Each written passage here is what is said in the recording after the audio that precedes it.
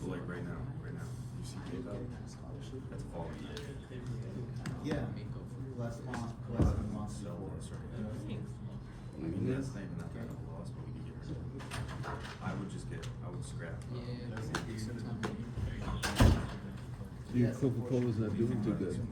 New Coca-Cola company's not doing too good. They missed their earnings. I don't check out on the market. I just like daily watching the market. What do you want? Well, I drink it every day, so. Yeah. I love shops. I've been totally like trading in the market, playing game. The rules. If in my country, I'm not quite sure if I pick the weakest beverage company, but here, I saw how people really go with convenient things. Oh yeah, I read those. Before COVID, I used to be able to get a 12-pack of Coke for $2.99 on sale. 3 times the price now. On sale, I had to pay. I don't have an internet here, so let me just see if I can log in through my phone. But we are going to have a viewer class with just with a blackboard because there is no internet. So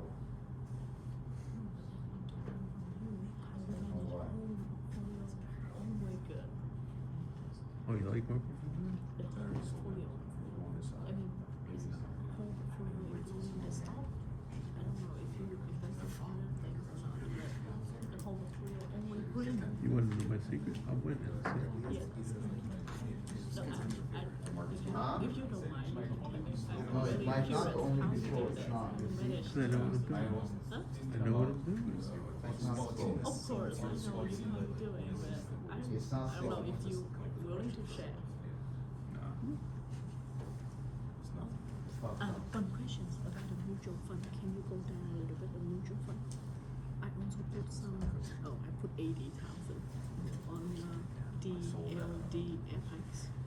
This is an Asian growth fund, just for more diversification. I just bought that the other day. Yeah, I also put like 80,000 into this. Yeah. But when we know that how much we gain from the mutual funds, when we know how much we gain, we earn. Yeah, it'll say here. But later, right? Yeah, I was actually up today. Like I was up 3 cents. I just did that because he said to do it. I also try to pick one mutual fund, but what is I pick is like less risk and short term, because stock price is short, so I'm pretty much 50-50 Dow Jones versus NASDAQ type stuff.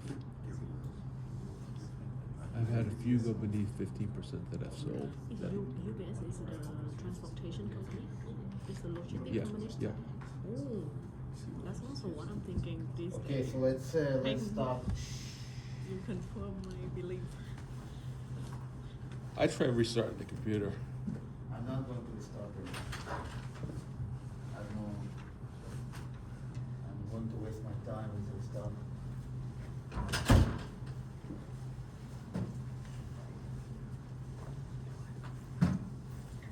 We'll do it the old way. I can't even record.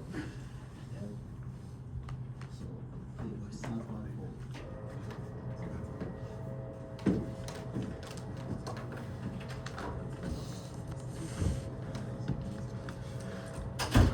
I already gave up. No more. That's the last one. Oh, I beat you. It's not the screen.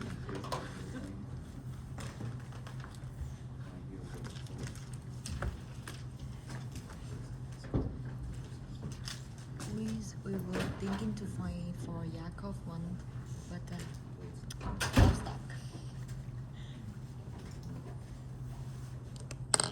Screen is not rolling.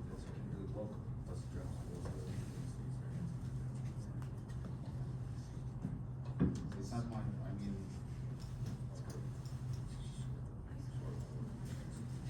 Okay, so let's stop until, maybe we'll get the internet back, I don't know, if not, then we will have, so there is no recording today because I can't record. No, I can't record, how do you want me to record, Yeah. right? There is no internet. Okay, so, last time, what we discussed duration.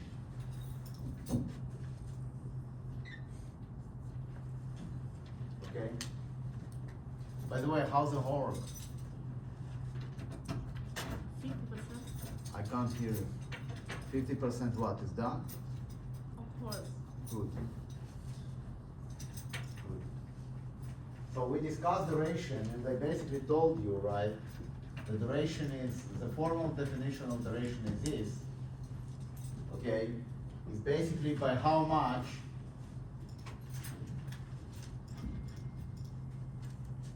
the return of the bond will change if the yield moves up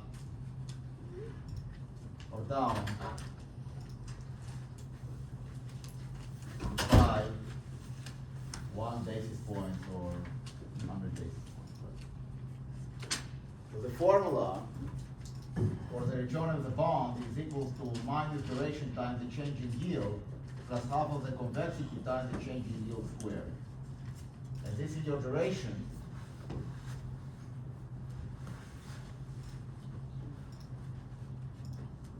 And convexity is going to be this, right? The second derivative. So where's the rules and how do we calculate it? So we calculate it, if we have a portfolio of bonds, the duration of the portfolio, right, is going to be the WIDI, it's going to be the multiple average of duration. And the convexity of the portfolio is going to be of convexities. You see, this is an example of a failing society. I'm not kidding you. This is an example of a failing society. The third world level, not first world level. Like, quote unquote, the most powerful country in the universe, yes, sure. Okay?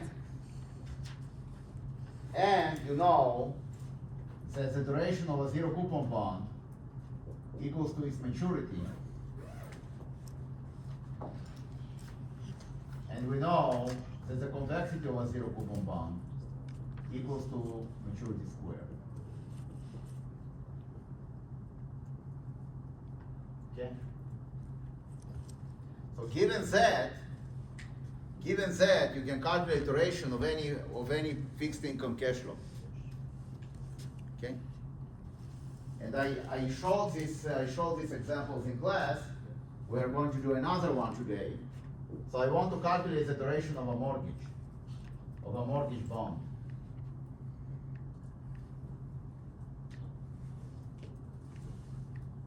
Okay? So you have the cash flows, and you want to calculate the duration of the mortgage bond. So how do we do that? Okay? So do you want R or Excel? R, great.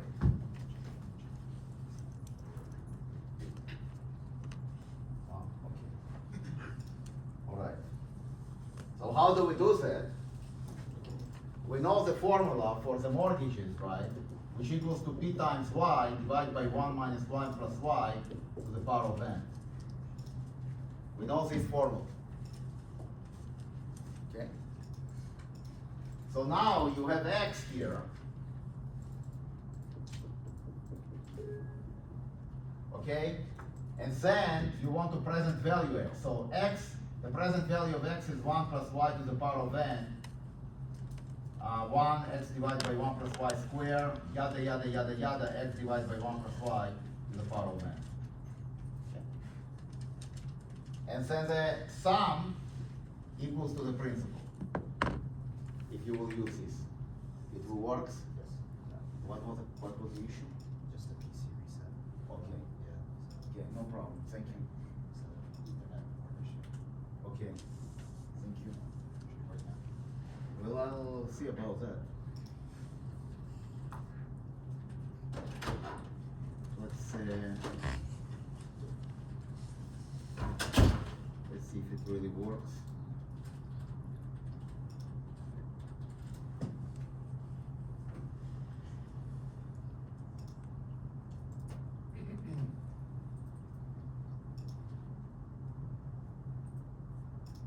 Let's see if it really works.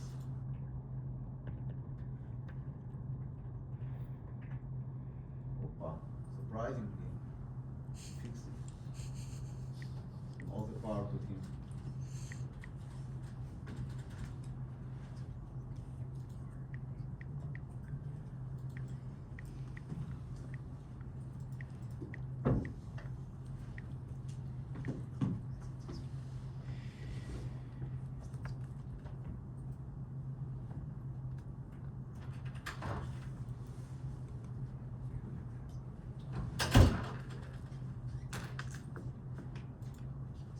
Sorry about that.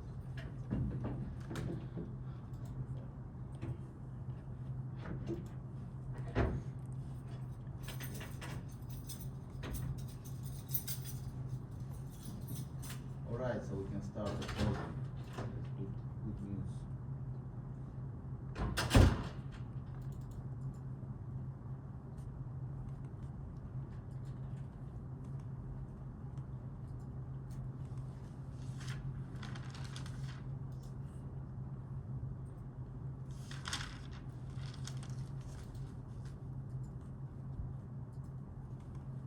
Okay, much better. Okay, that's your slides.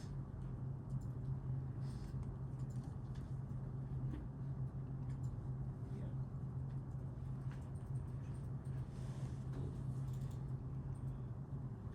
All right, now I'm going to record it.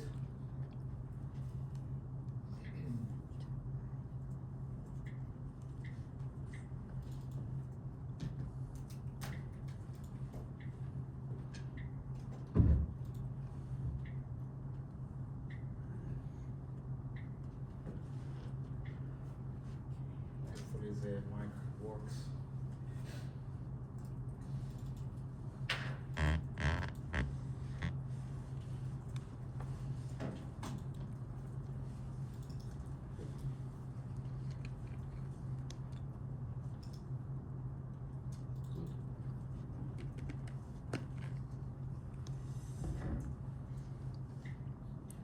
Okay, so let's see how I'm calculating the duration of a mortgage, okay?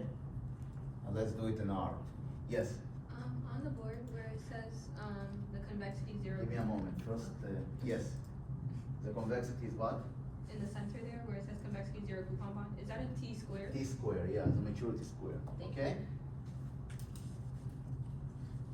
Let me just put the projector on.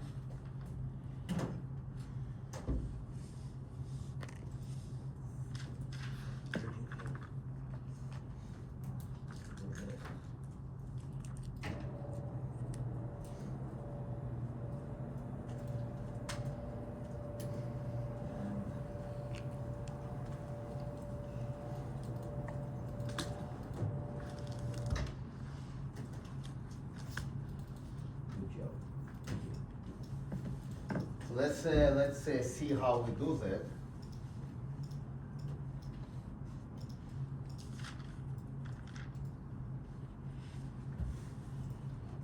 So maybe we'll do it in our studio. We have here our studio.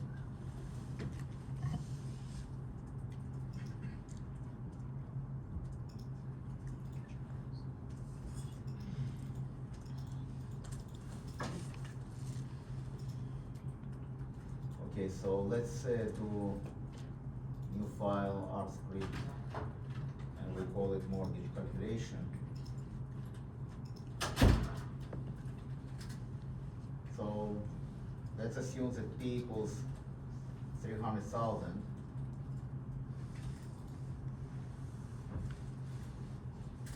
My yield 0.05. And frequency is going to be 12. Okay? And maturity will be, let's say, 15. So first of all, I want to calculate my payment, my X. So my X is going to be P times Y. So I need first to define Y adjusted, which is going to be Y divided, Y adjusted, which is going to be Y divided by the frequency. And after I define Y adjusted, I want to find my payment, which X is going to be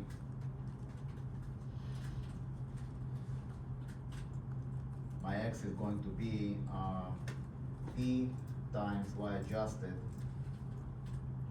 divided by 1 minus 1 divided by Y plus Y adjusted, and I will take it to the power of what? Maturity times the frequency. Okay? So that's going to be my X, right? And now the next thing to do is to create a vector of my duration. So what is the vector of my durations? I'm going to take, so D will stand for duration, it will be rep of what? It's going to be basically a sequence from 1 till maturity times the frequency. Okay? But I need actually to normalize. I need to normalize, right, by the frequency. So I need to divide by the frequency. So this will create the numbers from 1 to maturity times the frequency, and then I divide by frequency to accommodate for the monthly period. So if I'll do this, so let's say duration mortgage, okay? A parenthesis. Yeah. No, at the end. At the very end. No, I'm fine. Like this should be fine. So let's run it. So what is the X? X is infinity. What is y? Okay, so y x is infinity. What is y adjusted? Okay, it's good. So why is it infinity? Okay, so let's do this.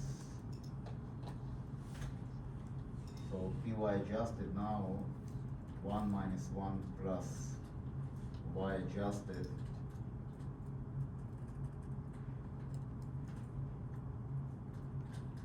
the power of maturity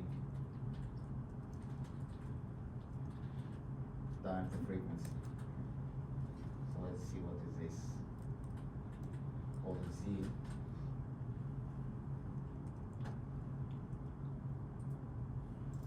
So what is x? What is z? What do you mean option c is not found? Ah, small z maybe is found?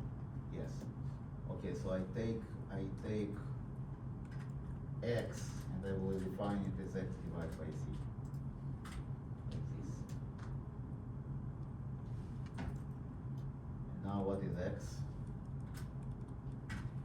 Much better. What is d? Wow. Nice job, right? So it starts with 1 over 12, 2 over 12, etc., etc., etc. Quarter, etc., etc., etc., right? So here I'm taking a shortcut that I'm assuming that it's a continuous duration calculation.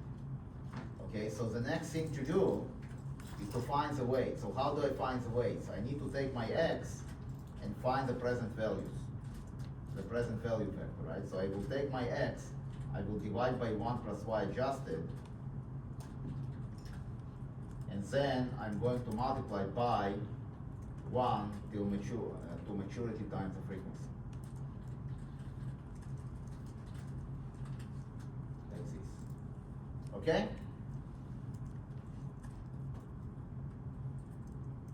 So what is the vector of my present value? So first of all, sum of PV must equal to the 300,000. Yeah, good job. Okay? And what is going to be my PV? Let's say 1 to 10.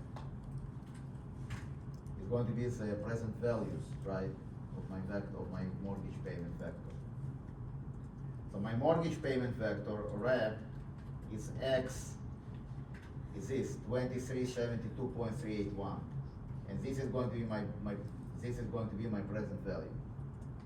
So you take 2371, you divide by 1 plus y adjusted for the first month, y plus 1 adjusted square for the second month, etc., etc., etc. And you can see it very clearly in this formula for the present value.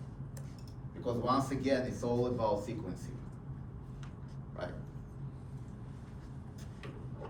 By now, I believe that you are actually kind of can follow my code. So now, how do I find the weights?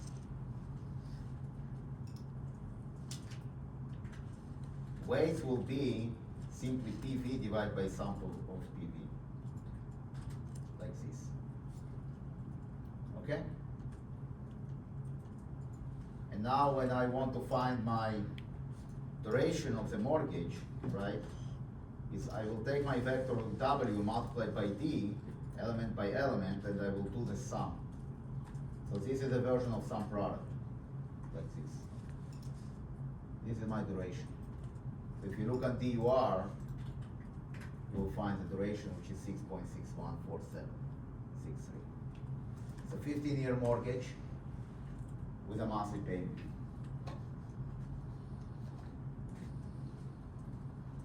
Questions? So the duration of the mortgage is not 15 years because you have all these payments in the middle. Okay? And it's not exactly the middle, it's not 7.5, because you know how you weight those payments. You are not weighting those payments, okay, by the by the payment itself, but you're weighting it with the present values. So the present values in the beginning are higher than the present values at the end. So that's why the duration is actually 6 years or 7 years and not 15 and not 7.5. Any questions? Yes. What's that first D versus the duration that you just did Okay, so Line the number D, two. right? The D is actually the duration of each payment, of each thing? right? So what you want to do, you want to actually take the duration of each payment and then do a weighted average. And that's exactly what I'm doing in the code. Now, how do I find the convexity?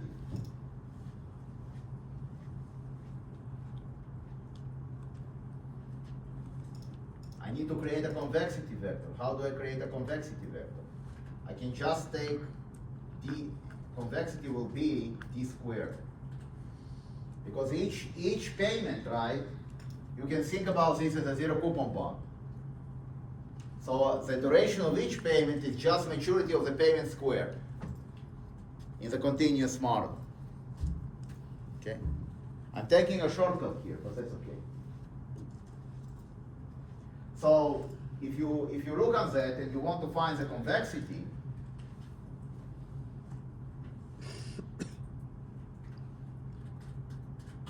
like this, you will do sum W convexity, and then con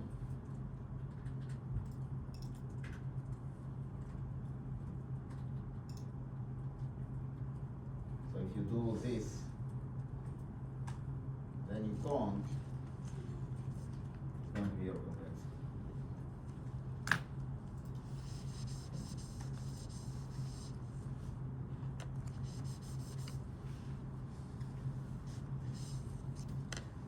Now this is not exactly how they calculate it, because they always, they're actually in love with Macaulay iteration. Macaulay iteration is a duration in the discrete model. So if you value zero coupon bonds, not using e to the minus yt, right, as I do it, but 1 divided by 1 plus y to the power of n, and you ask what is going to be the duration in this case, it is going to be Macaulay, n divided by 1 plus y. So if you want to be a real purist, you want to actually use this, n divided by 1 plus y, as your duration. But I'm not doing that. That's why I'm doing it using the continuous, because it's much simpler. I don't need to drag all these 1 plus y's with me. Okay? Now, you can think about this mortgage, right, as an asset. So you have those payments. What happens when the yield, right, when the yield of the mortgage changes? You can think about right? You can think about the payments, the mortgage payments, x as a portfolio of zero coupon bonds. Are you okay? Yeah. Okay? You can think about this as a portfolio of zero coupon bonds. So you can ask yourself what happens when the yield of the mortgage changes. So the bank issues a mortgage at 5%, but now the yield changes. It's not 5% anymore. It might be 6%. So what is going to be the value of this portfolio? What is going to be the value of the mortgage? Okay? You can actually use this convexity and duration to calculate it. So you can say that if, let's say, it moves by 1%, it's going to be minus duration times 0.01 plus your plus 0.5 times convexity times 0.01 squared. Voila. So the mortgage value, right, is going to change by 6%. So instead of being 300,000 now, the mortgage value is going to be 282,000. Okay. Is this clear? Under these conditions, under this payment, if the mortgage is actually issued at 5%, the mortgage is going to be equal to the principal, 300,000. Now it goes up, right? So you can actually get, for the same 300,000, you can get what you can get. You can get a higher payment because it's 6% instead of 5%. So your mortgage is actually becoming cheaper, right? You can actually calculate, okay, the value of the mortgage directly from the magic formula. You can say that the mortgage value is x divided by y times 1 minus 1 plus y to the power of n, where y is your new y. It's a 6% divided by 12. It's not 5% divided by 12, 6% divided by 12. So you can actually calculate the mortgage value directly using the magic formula. So if we do that, okay, it's going to be x divided by y adjusted, so it's 0.06 divided by 12.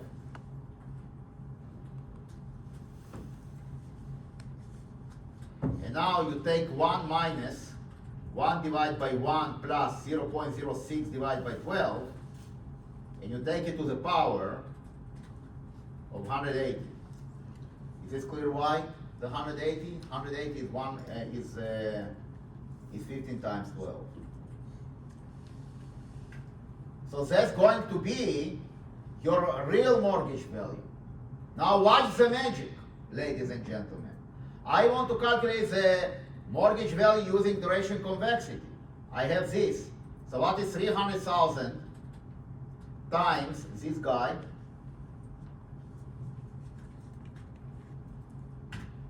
So I need to take my 300,000 and I need to subtract this, because that's a change.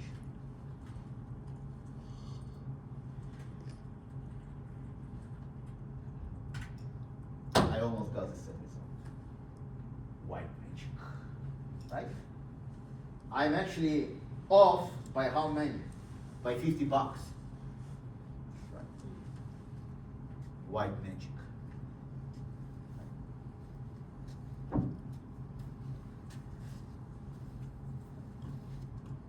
Questions? It's a less trivial example, but it's an important example. Because you can see this duration convexity technique in action.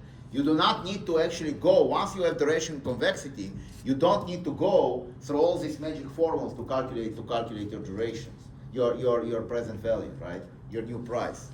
Because it's coming directly from the duration convexity, like what I did, like how I actually exemplified here. Is this 281, 085.6 clear, right?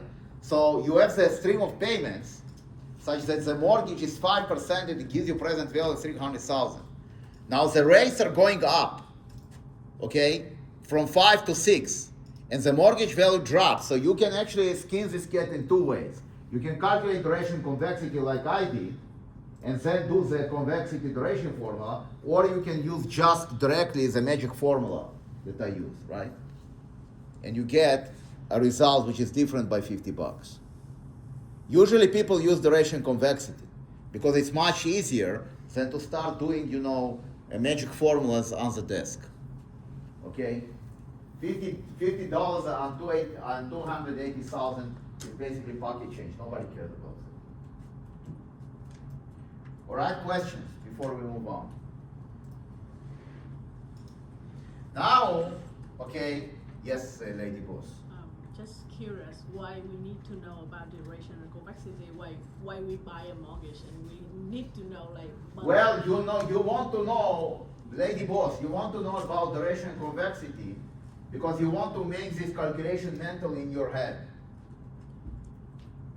Even if you have a mortgage, right, and you want and the interest rates are dropping or going up, you want to understand, right, how much money you are going to make or lose, okay, if you, for example, will refinance a product, right? So, when you are a mortgage holder, you want interest rates to go up, paradoxically. because you're paying, right? You want the interest rates to go down because the value of your payment, of the value of your product is going up, right? So you want to understand by how much it goes up.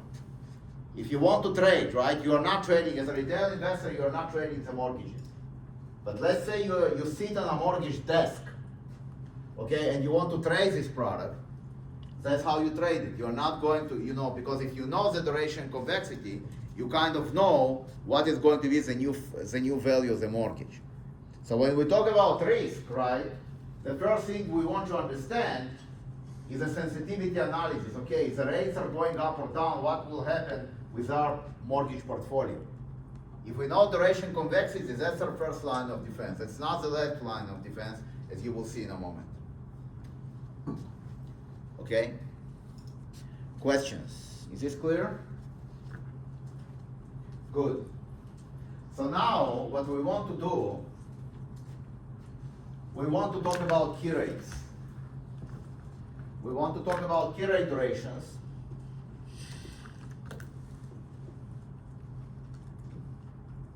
Or, by its other names, partials.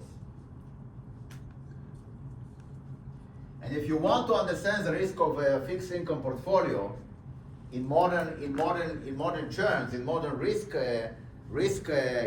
technology, you want to actually understand the key rate duration, because key rate durations are the central thing when we actually consider risk for fixed income portfolios. So what is key rate duration? What is a key rate duration, right? We want to understand what is a key rate duration. So now it's becoming a little tricky.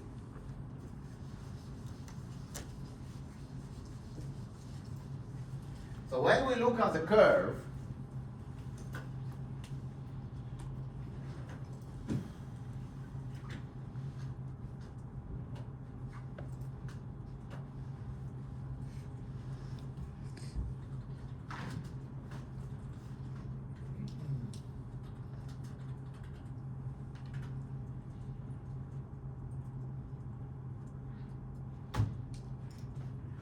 if you, for example, look at this, you see,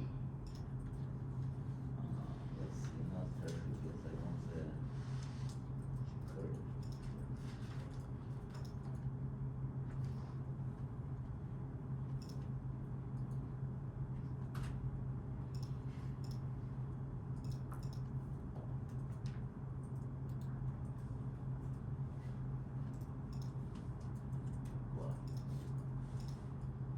Oh, good job. If you look at the curve here, oh, why is it? Yeah.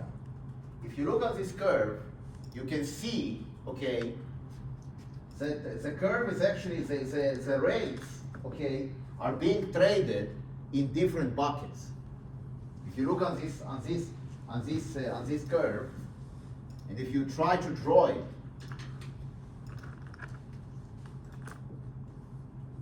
so you start with 372, 371, and then you have something like this. Sorry, let me just use another pen. Maybe this one is going to be better. It's going to be something like this. You can see visually, right? So at the beginning, the curve is flat. Until 5 years, you barely see any changes from 372 to 374, and then you have this kind of a jump from 374 to 395, 4.1, 4.81, and 4.86. Okay? So this curve, okay, so what is happening here, that you kind of see different points on the curve. Right? You see the 1 month, 1.5, 2 months, 3 months, yada, yada, yada. Then you have 2, 3, 5, 7, 10, 20, and 30. So here, you have 10, 20, and then somewhere here you have 30, okay? Here you have the 7, the 5, and then here you have the 1 to 5, the 1 to 5 range, okay? So when the government issues debt, the government can issue debt for different maturities, okay? I'm not now talking about you know, whether it's deficit good or bad, right? I'm talking about the mechanics of basically trading government U.S. Treasury bonds. Okay? You can see the government can issue debt, what we call on the short end, from 0 to 2, on the middle range, from 2 to 7, and then the long range, which is basically 10 plus. Okay? The benchmark, the most ubiquitous instrument, right, where the government wants to raise the debt is 10 years. So the most popular bond, okay, which they actually use when they raise debt is they will issue bonds for 10 years. So when you have a $2 trillion deficit, but when you have a $2 trillion deficit every year, you cannot just use one maturity. You have to use all maturities to satisfy needs of different investors. Because you have maybe short-term investors, okay, that want to actually invest in the short end of the curve, and you have middle-range investors that want to invest from 2 to 5 or 2 to 10, and then you have the long-term investors that want to trade for 10 to plus. So what kind of examples are, right? So the 10 plus are basically life insurance companies.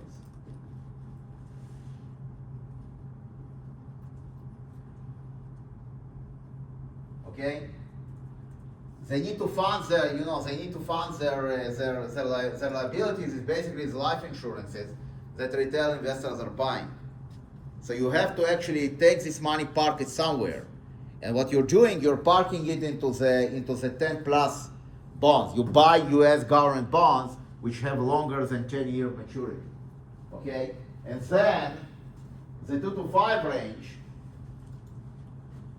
is what we call property and casualty insurance. For example, when you insure cars, right? So what is the average lifetime of a car? Like between 5 to 5 years. Well, if it's Forester, it's 20, Subaru at 20, right? But usually the usual cars now less maybe 7 years, right?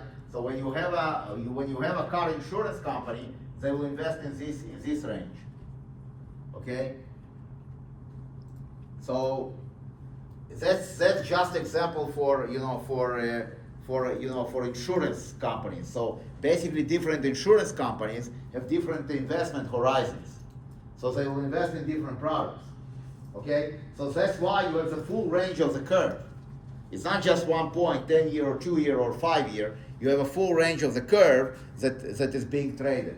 And then the natural question is, okay, now what we want to do, we want to analyze the sensitivity not as a sensitivity of the entire curve is moving, let's say, by 1 basis point or 1%. We want to understand the sensitivity of this portfolio when only 1 point is moving. Let's say a 7-year moves by 1%, okay, and the other ones do not. So it's a more granular analysis. You want to understand, in some sense, in which pocket you are. Because if you are in a 30-year range, you're an insurance company, you're holding 30-year bonds, right? You're not going to look what happens with the short-term T-bills. You don't. I mean, you care about that, right? But you don't care that much compared to what is happening to the longer end of the curve. Okay? So what you want to understand not just, the sensitivity of the portfolio for the entire curve, which is represented by duration and convexity, but you want to understand different portions of the curve, how they move, okay, and how your portfolio is going to react to that. And that's where partial durations are coming in.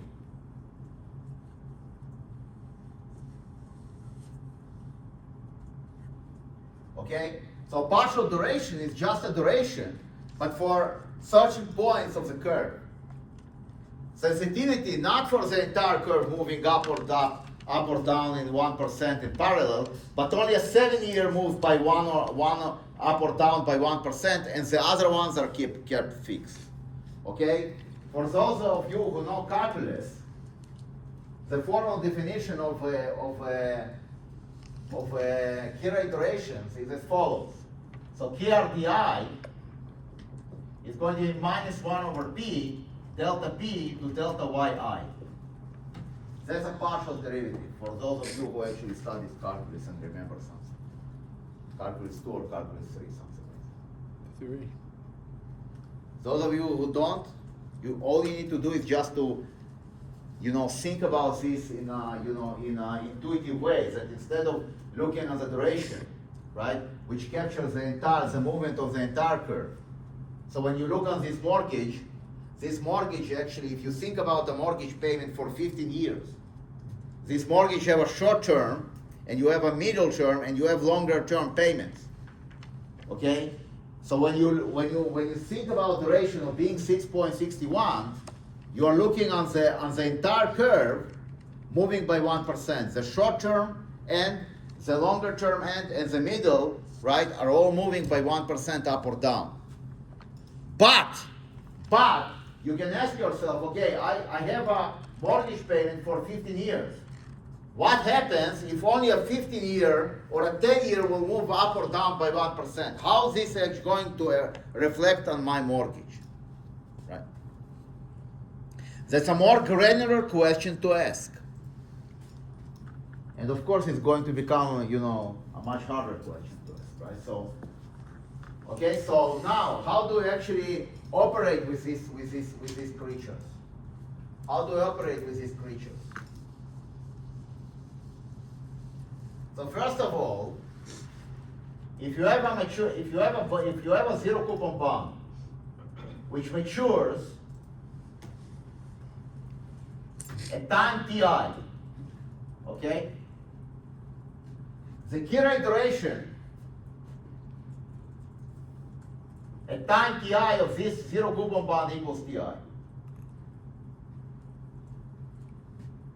So if you have a zero coupon bond which matures at 7 years, and you can see that the 7-year point is there,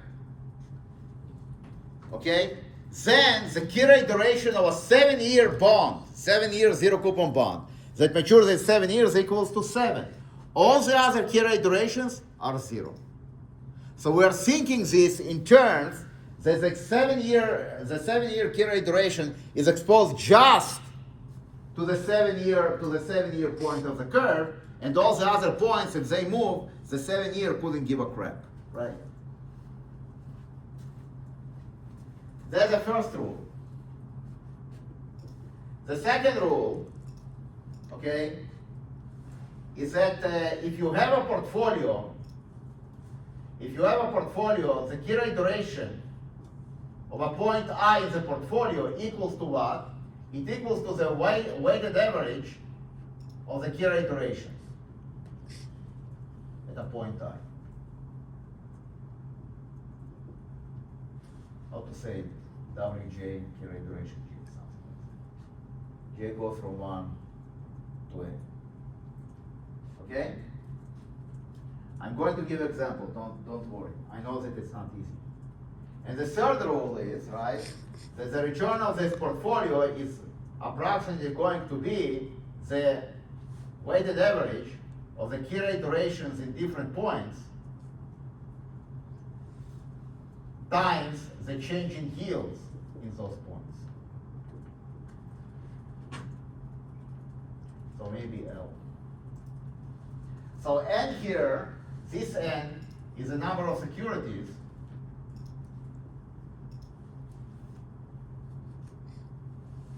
and this L is a Kira iteration exposure. Okay? And why am I actually saying this? Why am I working so hard? Because I actually created slides for that. Because last year I had almost a rebellion. So main formula for Kira is, it's beautiful. It is absolutely beautiful. Right? So all these formulas that I put on the board are here on the, on my first slides to see. So of course I don't have pages. I mean, I thought that the slides are perfect, but Lady Boss, once again, proved me wrong. Good job, Lady Boss. See the paging. Where do you see the paging? I don't see the paging. the black bar. Oh, there is paging? I mean, not on the slide, but. No, but I want it on the slide. I needed to be perfection, right? Otherwise I would be fired by Lady Boss, right? But you are right, I mean, we see it here, okay? So let's take an example of how this works. And this is going to be wild, because you have no idea what's coming after that, right? And what's coming after that, we're going to we're going to actually discuss the risk of portfolios. Because we didn't do it in the first part of the course, so now we're going to do it full-blown Monty. So if you think this is hard, brace for impact. How many people here are going to do the FRM exam?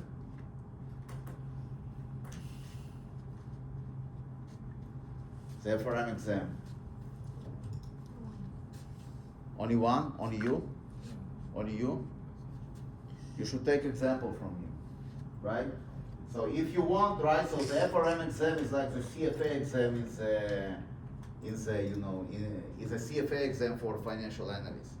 So if you want to be a risk analyst, you want to actually take example from him, if you actually think seriously about this career. Now, what I'm actually explaining here is above and beyond what you're going to see in the FRM exam. Okay, because they usually don't go that deep into fixed income. But we are going to cover some stuff that will help you during the exam. Okay, no problem. Okay, so let's take an example. So what I want to do now, I want to actually calculate the 7 year, okay, key rate duration. So let's assume that I have a zero coupon bond.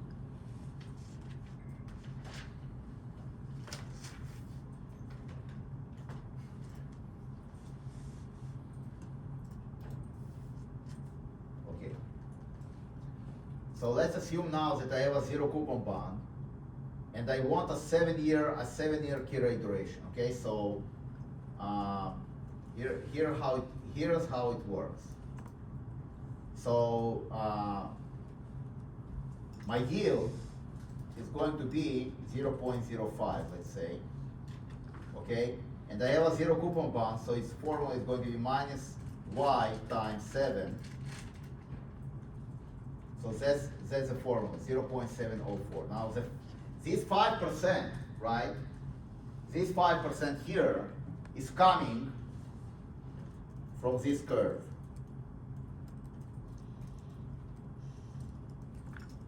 This coming from this curve, right?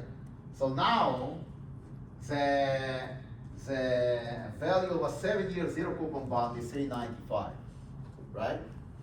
I'm just concentrating on the 7 year point. The zero coupon bond, the value of the zero coupon bond is 395. So what is going to be the value of the new value of the zero coupon bond? Is going to be exponential minus 0.395 times 7. Okay? So it went from 0.706881 to 0.758433. So what is going to be the return? The return is going to be this number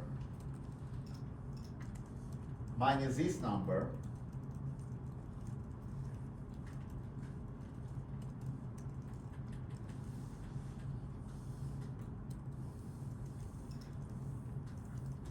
divided by this number. Like this.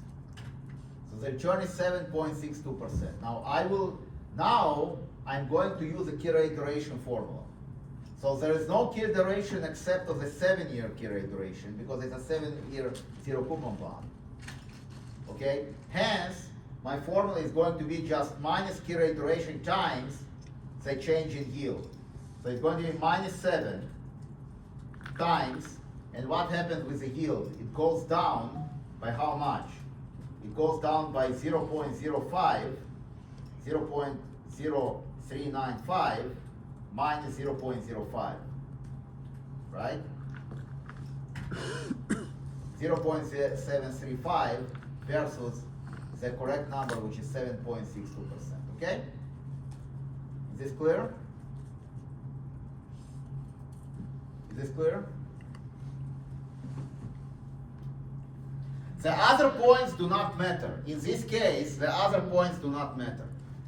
The only thing that matters, okay, is that you have an exposure to a 7-year key rate duration. So if the 5-year goes somehow, the 7-year zero coupon bond in this model is not going to actually react to that. Okay. Is this clear? Now, what? Okay, so this was kind of a boring example. But now what I'm going to do, I want to actually consider a 6-year zero coupon bond. Now there is a small problem. If you look on the curve,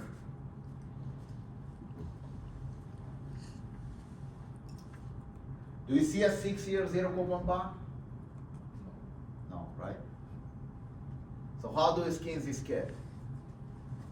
I want to consider a 6-year zero coupon bond. I'm looking on my curve, right?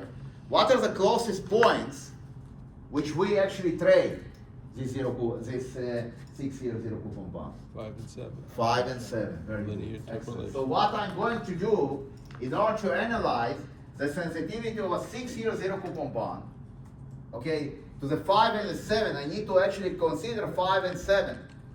So what I'm going to do, I'm going to approximate, okay, my 6-year zero coupon bond with a 5-year zero coupon bond and 6-year zero coupon bond, okay? And the way to do it is easy peasy, right? Why? What is 6?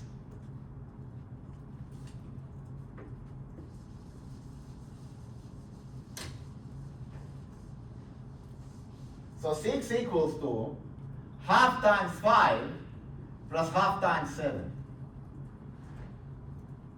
Okay? So what I'm going to do in order to approximate a 6-year zero coupon bond, I will buy 50% of a 5-year zero coupon bond and 50% of a 7-year zero coupon bond. That's going to be my portfolio. My portfolio is going to be, okay, instead of, if I'm going to replace, because the 6-year zero coupon bond is being traded, but the 5 zero coupon bond by the 5-year point and the 7-year point are being traded. 6-year point, you don't see it on the curve. So it's not being traded. Okay? So what you want to do in order to analyze how the bond is going to behave, as a sensitivity for a 5-year or 7-year, you want to actually approximate it like this. You want to approximate with 2 points, right, which are close enough to this guy. Okay? So the most natural thing to do is to take a 50% 5-year zero coupon bond and a 50% 7-year zero coupon bond. Now, if I will do that, I'm going to have 0.5 times zero coupon bond 5 plus 0.5 times zero coupon bond 7. Now, what is the key rate duration of a 5-year zero coupon bond versus a 7-year coupon bond? 5 to the 5. But what is for the 7?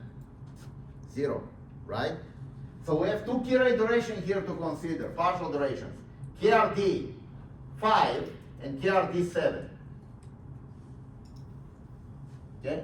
So what is KRD 5? This guy is going to give me 5. So it's 0.5 times 5 plus 0.5 times 0.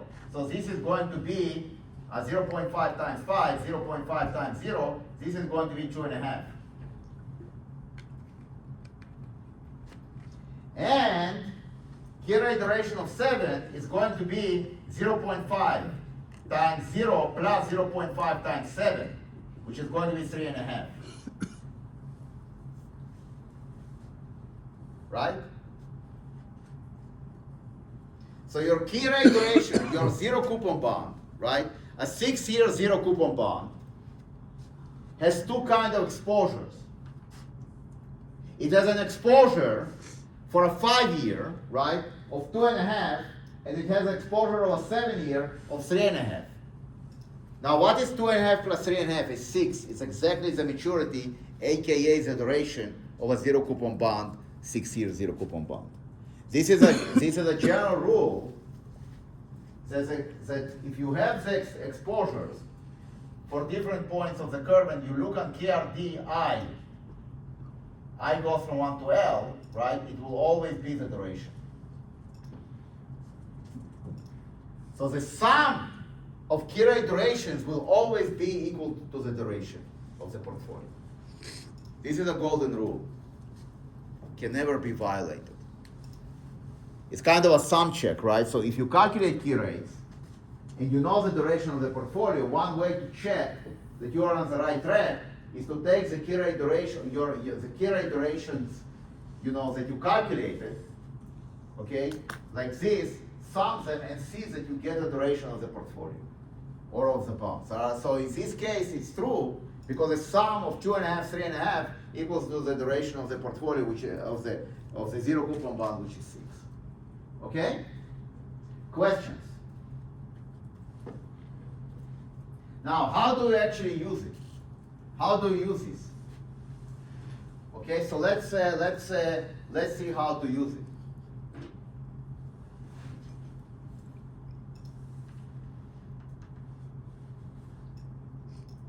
So now what we're assuming, right, that we have exposure to the yield of a 5 and a 7. So let's just what happens with a 6-year zero coupon bond if the 5-year goes up by 1% and the 7-year goes down by 1%.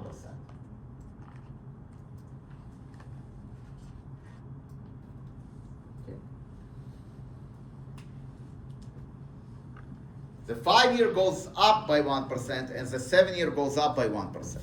So if you look at the average, right, the average does not change. So you would expect that the 6-year will not, the price of the 6-year will not move.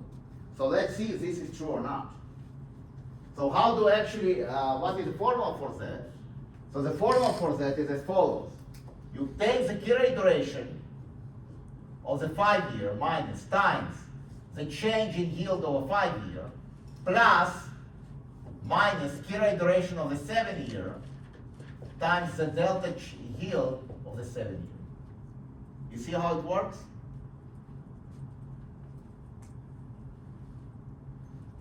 You see how it works?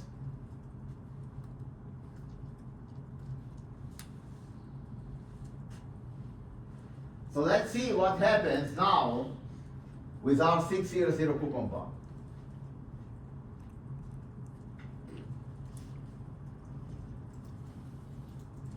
So I'm going to have minus 2.5 times 0.01 minus, and now I have minus 3.5, right?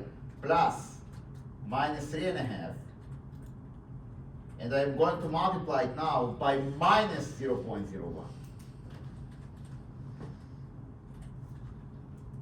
Like this. Right?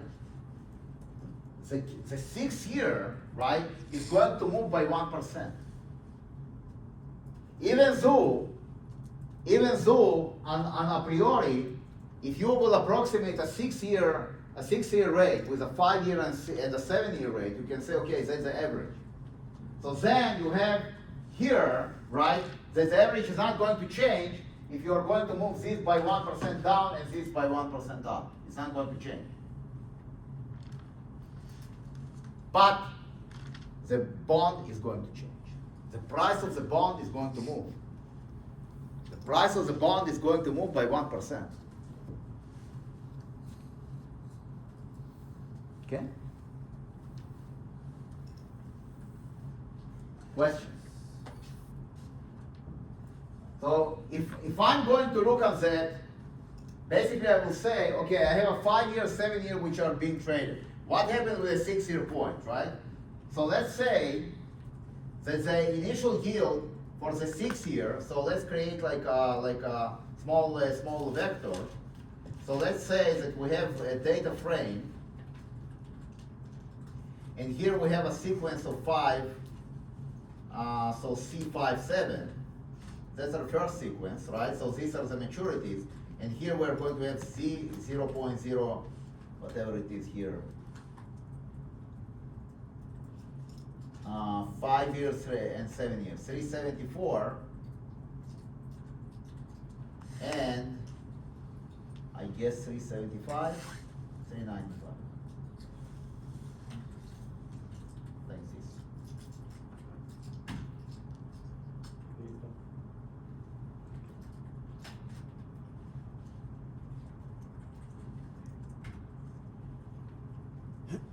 this.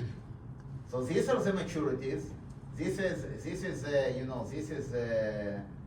the yields. Okay, what is the mean of that guy? What is the mean? So mean of 0.0374 and 0.0395. The mean is no, I don't like it.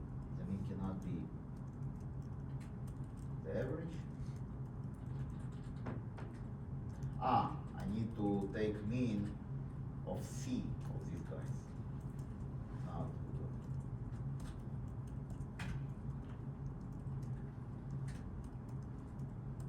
So to see. What's parentheses after the C? Yeah, I mean, I forgot too many brackets, didn't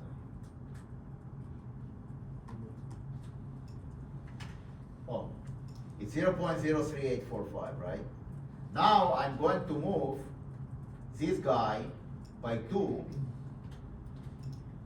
and I'm going to get this guy to 4. You see, the average didn't change, right? But because you have key rate duration exposure, so you could expect, you could say, oh my God, the 6-year bond doesn't trade. It does. Okay. It tells you that probably the 6-year point will move as well. Is this clear? Is this clear?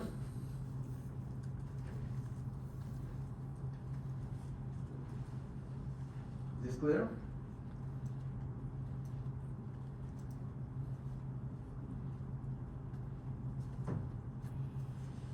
You can see here, right, the 6-year point here, okay, it has exposure to 5 and 7. It has exposure to the tradable, I mean, in some sense, the more tradable parts of the curve. So the more tradable parts of the curve, right, when I say more tradable, it means that you have more active bonds which are trading there, will actually impact the middle of the curve, which is the 6-year point, and it will trade. Okay? It will trade. Questions? Questions? You see how it works? Okay. Now, if you have cash flows, right, what you want to do, you want to calculate key rate duration of each cash flow separately, and then you kind of do a weighted average to find the key rate duration, the exposure of all the cash flows. Okay? So let's take an example, and don't worry, I will not do mortgages, I mean, it's too crazy. Let's take an example.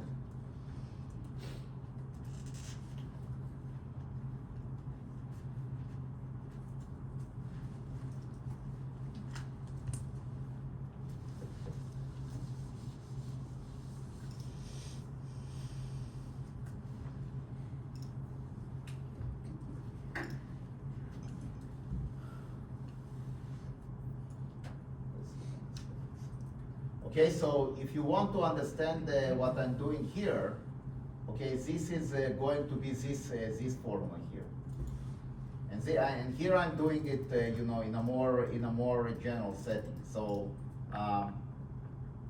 so here, right, I took the 5 and the 7 points, and the 6 is in the middle. But what happens if it's not 5 and 7, but it's, let's say, 6.5? Let's say it's 6.5. So what do you do then? Right?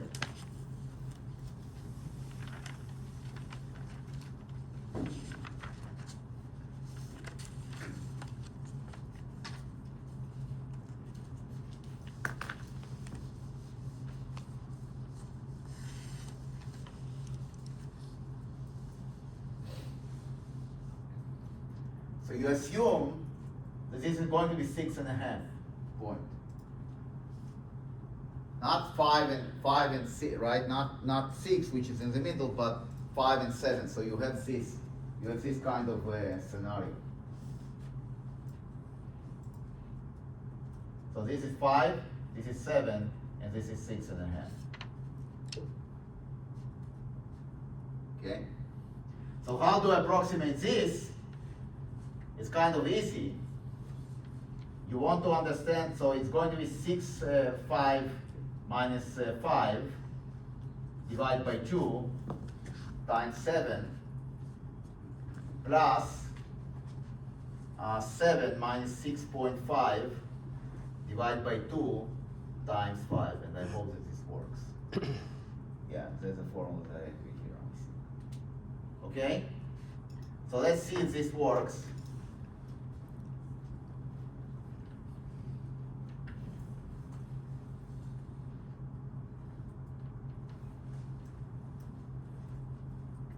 So it's 6.5 minus 5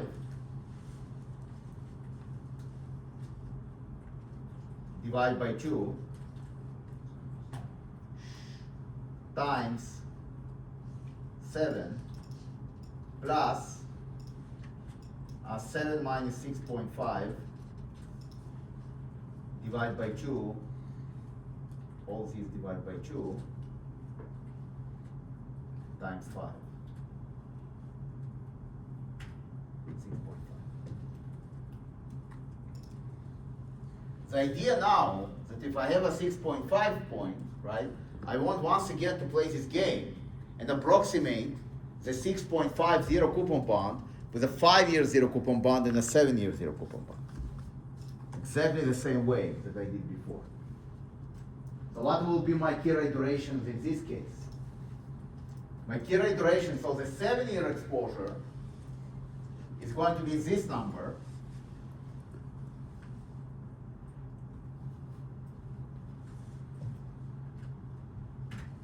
$525, and the 5-year exposure is going to be the rest.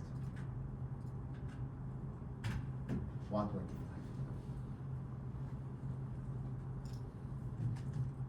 Okay.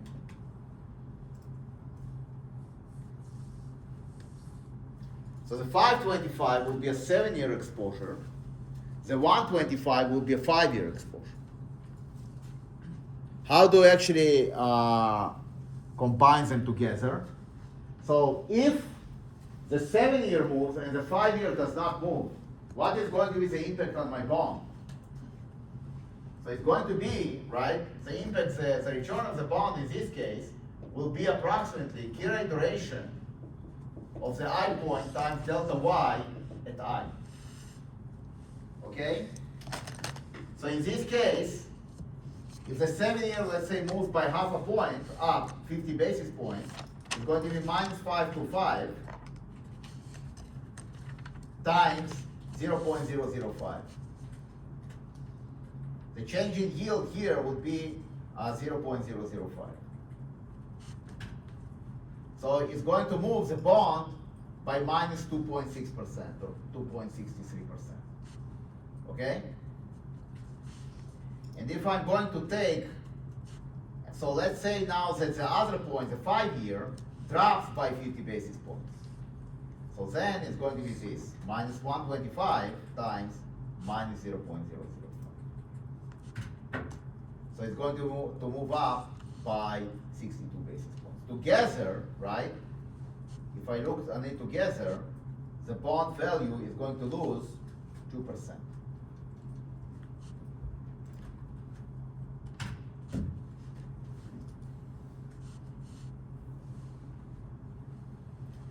Make sense?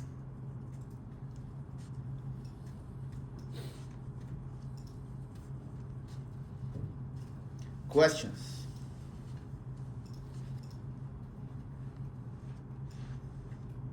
It's not easy. Okay? It's not easy. Even professional risk managers have a hard time coping with this methodology. But that's the correct methodology to address risk. It's not easy.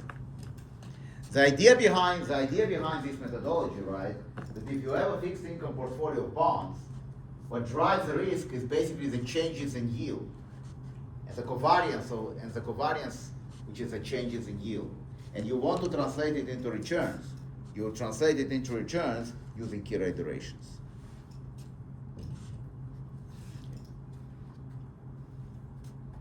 Questions?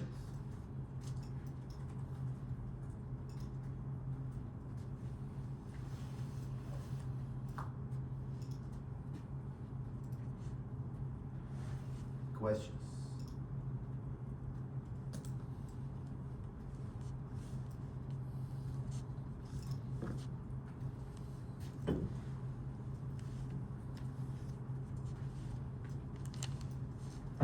The problem is, right, that it's too granular for AI to master it. So unless they hire some idiots that actually gave this knowledge to the Anthropic engine, I don't think you can find it anywhere else. You can try and see, but I don't think you can find it.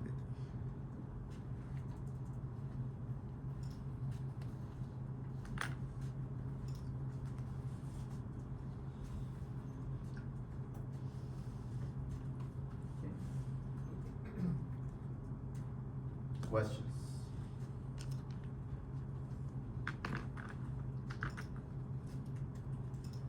By the way, I do strongly recommend, right, to use AI to understand its limitations, because it's not, because it's a clusterfuck technology.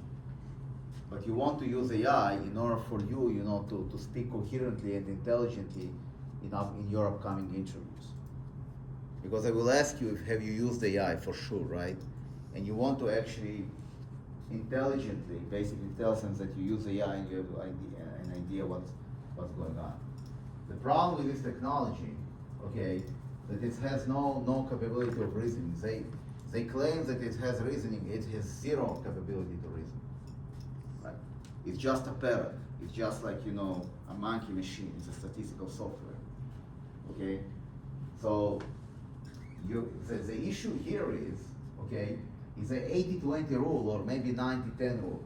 90% of the shit that it actually spits out is correct, but then you have 10% which is not correct, and then you need to go through the analysis to see what 10% is not correct, and it might take you as much time as as to write it yourself. So today, just an example, I'm trying to do some real estate transactions, right? And so I'm analyzing this thing in AI, and it kind of spits that that something is wrong, and it cannot be wrong, okay? Because it doesn't understand that if I sell the property, it tells me that I need to negotiate a bullshit that I need to negotiate, right? That if I'm selling the property, I can continue paying the loan, and it still is not aware of the fact, or was it trained, right? Like a human, that if you sell the property, you need to pay off the loan. So these kind of things, it doesn't catch up. So it gives you it gives you a very intelligent analysis. The problem is that when you actually start diving more deeply, you see that some of it is pure baloney. But no, seriously, I mean, it's like, come on.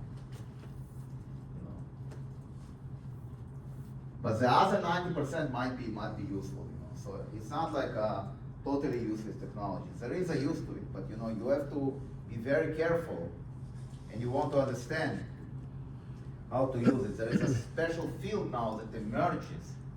It's called prompt engineering. How you actually need to ask AI the correct question. And what people are doing, so there are 3 or 4 AI models, right? The CrabGPT, CrabGemini, and CrabAnthropic. So there are 3 Crabs now, okay? So what they do, they actually, and then CrabGrok, right? So there are 4 Crabs. So what you do, you take your question, you put it into one AI, right? You get one answer. Then you take this question in another AI, you get another answer, and then the third and the fourth, and then you kind of combine those answers, and then it starts to resemble the truth. So, you know, you want to actually know all these tricks, not just be married to Crep GPT or to Crep Anthropic or to Crep Gemini, right? You want to actually play with those AIs. Now, I think some of them actually require subscription of $20 a month. I would say that it's a price worth to pay. Do not actually try to save on it. Did you read the article that came out this week? About what? About the this is crap? No, it's like it was like going around on X and stuff about like how people are not aware of like how advanced AI is becoming, and like to your point of like how everyone should stop using the free version and pay for the subscription. Absolutely, Like absolutely. there's so much of a difference between Yes. the newest one that came Yes. out, like the free version. But I don't think it's becoming very smart, you know. They were saying that this new cloud and ChatGPT that just got released like February 5th, it was created within like using AI. So it's like humans are not even making anymore. AI is just making. He's making the shit okay. It's okay. I mean, you know, it's like automated programming, right? What's new, right? But I understand what you're saying, and I do agree with you that you need to pay for a subscription because it's not perfect, right? So you want to understand its weaknesses. Yeah, and also Yeah. don't think that just ChatGPT is like the only one. There's a lot of other services. Absolutely, Depends on, like, absolutely. if you're trying to do research, for example, like one AI might be better. If you're trying to code, another AI might be better. Absolutely, I agree with you, You're kind right? of looking to see like what your Exactly. But you want to actually, you know, get some coherence, you know, because when you go to an interview, if you talk about this in an intelligent way, your chances of getting hired are much higher. Yeah, I've been interviewing lately, and I can guarantee you that they will ask you about AI, if you use it, what's your experience with it, like. Exactly, and you tell them that you use it in class, you know, you lie, that that you use it here, blah, blah, blah, blah, blah. No, seriously, you can lie, no problem. Yeah, I mean, the person who's gonna be interviewing you usually will be a lot older than you, so like if you can just say the right Bullshitting, words. yeah. Like me, if you yeah. bullshit, they'll think that Yeah. you know what you're talking about. But if it's me, then you have a problem, bro. You know everything, that's why. I don't know everything, man. I don't know everything. Okay. Going back to key rate duration, is this clear? More or less? Okay, you guys will get some homeworks on it. Okay. When is the first homework is due? Remind me. February 17th. February 17th, Tuesday, right? So next Thursday, I'm going to solve the homework for you, okay? But I do hope, right now, I'm not expecting it to be perfect. I don't want it to be perfect. I just want you, right, for you to get used. And now, I actually told you to use Python, but if you are not comfortable with Python because I did not expose you to Python in the course, you can still use R, it's not a problem. Is this okay? You are. Yes, you can use R, no problem, okay? You're good with R, lady boss, I'm proud of you. You convinced me. Good job, of course. You know, R is like, it's like AI, right? You can't avoid it. Compared to this, Excel is freaking Stone Age. Okay. All right, so now what I want to do, so let's take a more complicated example and then we move on. We will start applying these concepts to risk. Okay, so I want to actually introduce a more complicated portfolio. So if I go back here, so I want to introduce a more complicated portfolio. And I want to introduce a duration neutral portfolio. So let's assume that I have plus 10 year, okay, and I have, let's say, 30 million, short 30 million, minus 30 million here, and here I have plus 30, I have plus 10 million. Right? So that's a duration neutral portfolio. What I want to understand this duration neutral portfolio as it behaves, okay, with key rate durations. as it behaves with Kira iteration. Okay?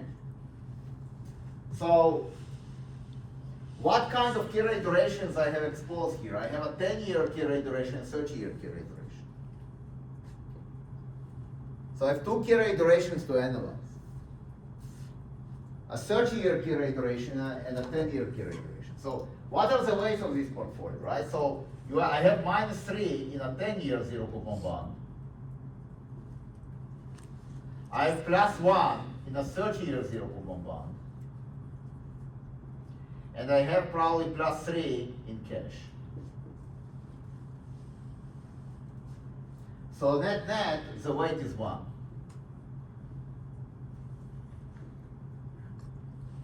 Now, what about Kira iteration exposures? Okay, so the 10-year zero coupon bond.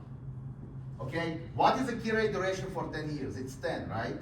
So the exposure for a 10-year zero coupon bond is a weight. So it's the weights, right, times the Kira iteration. So I have -3 times Kira iteration of 10 over 10 zero coupon bond, plus 1 times Kira iteration of 30 over 10 over zero coupon bond, and +3, okay, a Kira iteration of cash at 10 year, okay?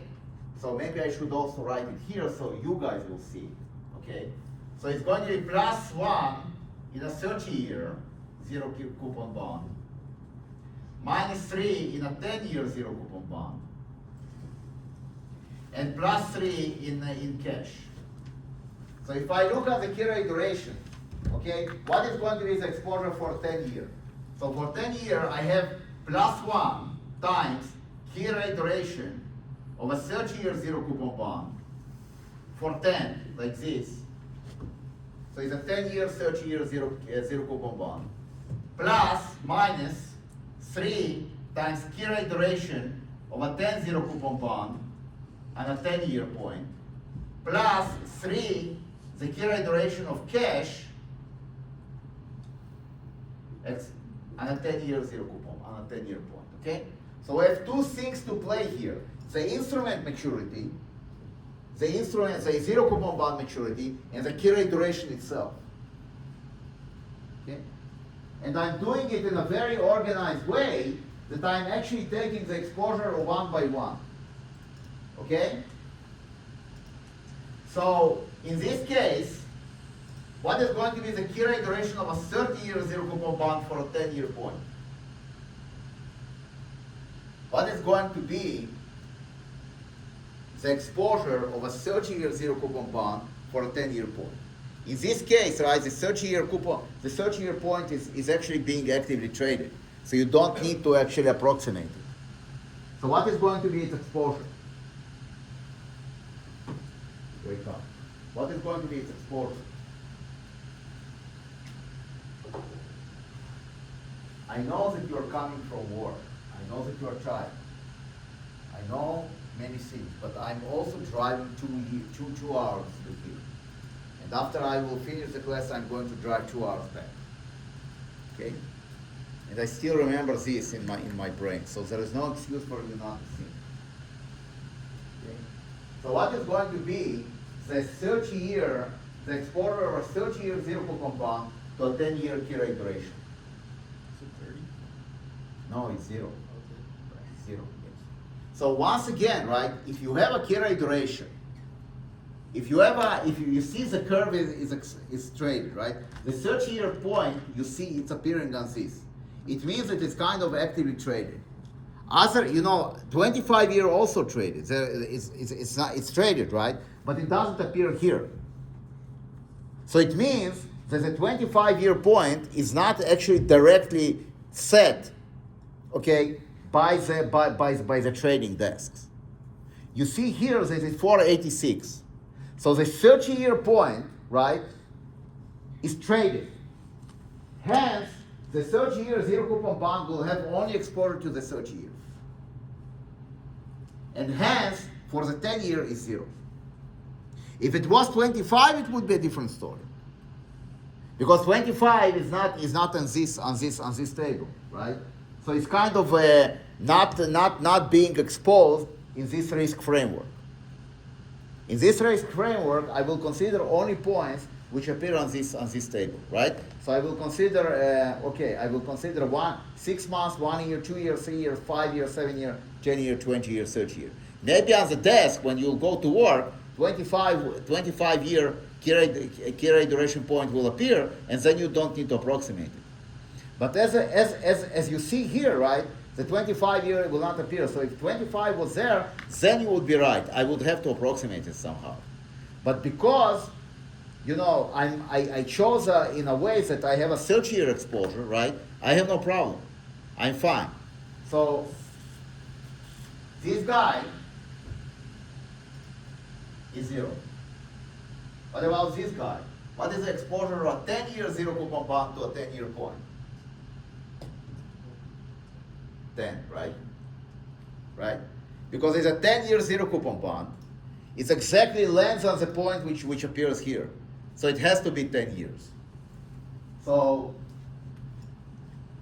it's going to be minus, okay, so this is 0, this is minus 3 times 10, so it's minus 30, and cash is 0.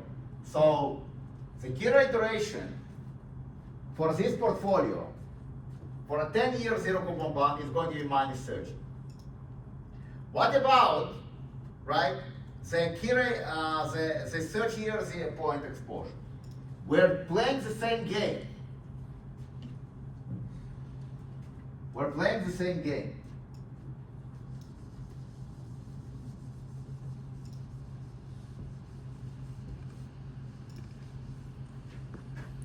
So for 30 years,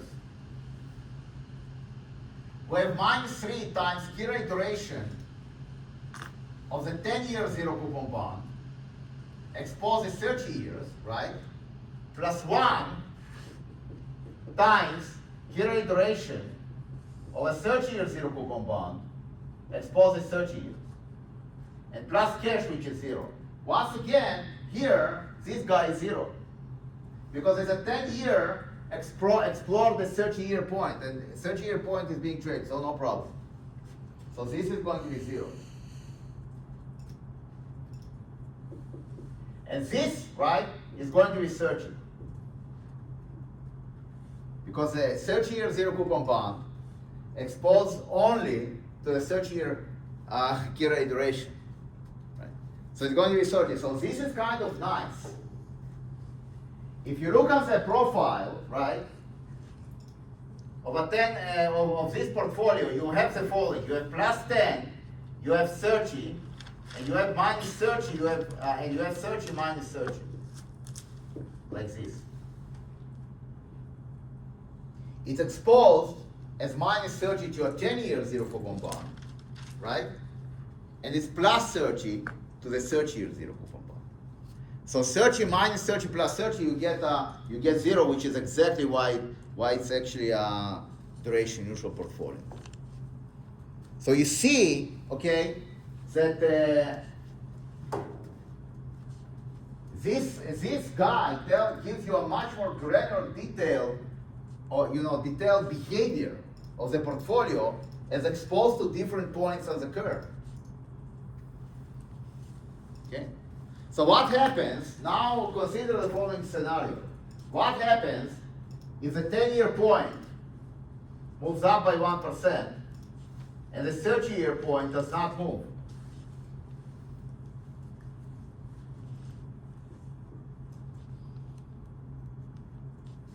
What happens here? What will happen with this portfolio? Well, this portfolio, right? So it's going to be the formula KRDI minus KRDI times change in yield, and you want to sum it like this. I go through 1 to n. You want to sum it, right? And I is how many points you have. So here you have 2 points. So you have minus key rate duration 30 times, and we said that the 10-year goes up by 1%, the 30-year does not move, so it's 0 plus minus, and here you have minus 10, minus 30, times, and we said here it goes by 1%, so it goes by 1%. Here you're getting minus 30%.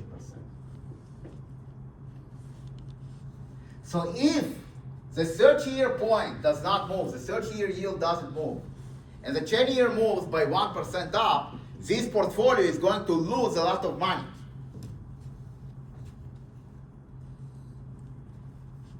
Okay?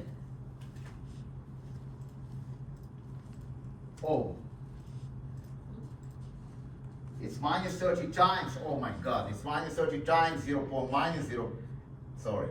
The duration here is minus, sorry. Okay, so let me correct myself. So it's minus 30, so it's plus 30, right? So it's not minus, it's plus 30%, okay? Because the 10-year carry duration is minus 30. So when you actually have minus 30 times 0.01, which is 30%. So if the 10-year will go up by 1%, right, you will make money. If the 10-year will drop by 1%, you will lose money because you're short. You're short of the 10-year, right? So if the yield goes up, the bond itself is going to lose money because you're short. You are going to make money. That's why you are going to make 30%. If this baby will go up by 1%, and the 30-year will stay intact, it's not going to move. Is this clear? Okay. So you're having basically something like that. If you look at this graphically,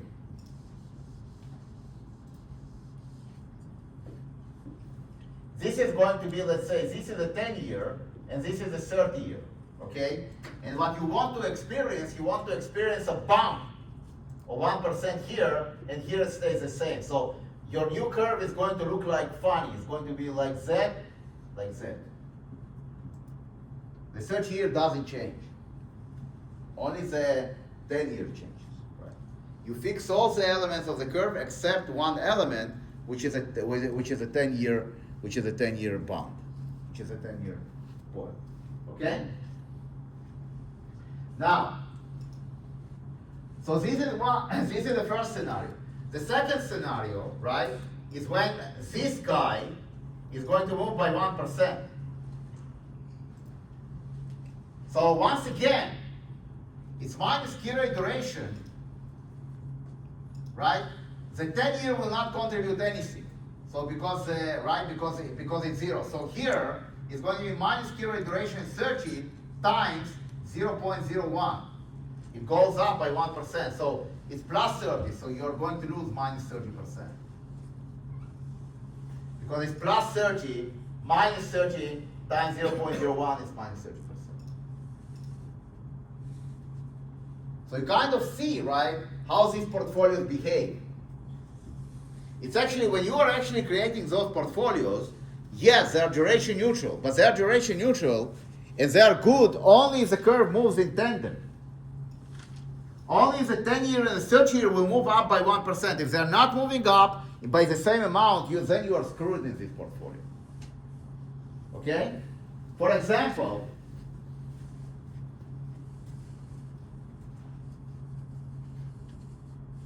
let's assume, right, that the 1%, that the 30-year will move by, the 10-year will move by 1%, and the 30-year is going to move by 50 basis points. What will happen in this case?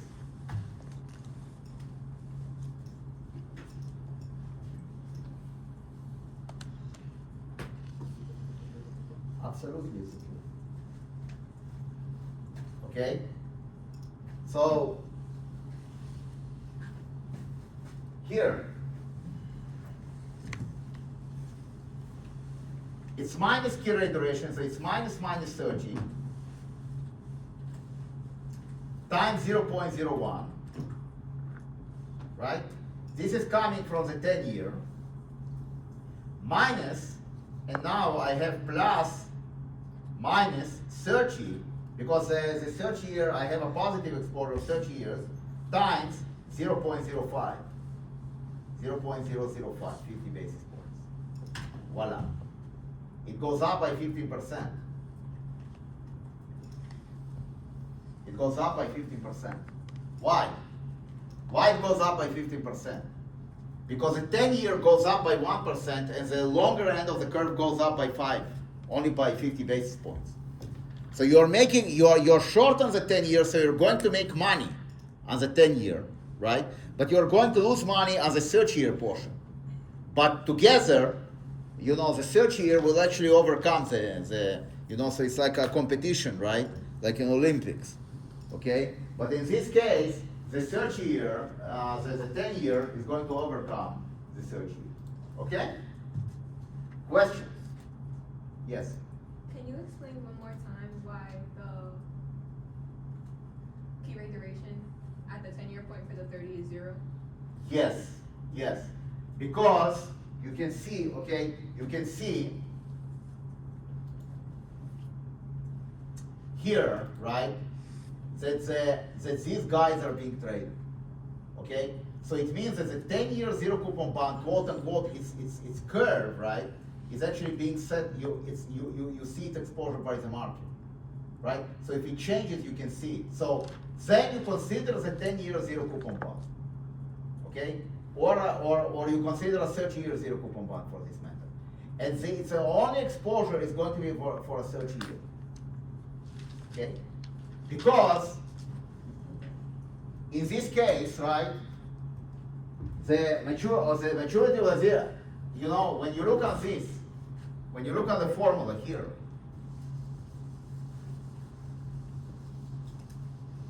the formula for a 30-year zero coupon bond, exponential minus y times t. What is this y? This y is a yield for 30 years. So I need to put 30 here. Okay? The 10 here does not play any role. That's why the zero coupon bond at a 30-year zero coupon bond is going to be exposed to only 30-year yield or the 30-year point. What does it mean to be exposed? It will be exposed to the changes, not to the level, right? It will be exposed. What you are going to ask yourself, what will happen with my return of my 30-year zero coupon bond if the 30-year point is going to change by 1% up or down, or by 50 basis points up or down, right? Now, if I go back to the portfolio, I have two instruments. I have plus 10 zero coupon bond with a weight 3, and I have minus 3. And I have a 30-year zero coupon bond with a weight of minus 1. Okay? This guy, I play the same game. I have exponential minus y10 times t. And t here is 10, right? So what is this y?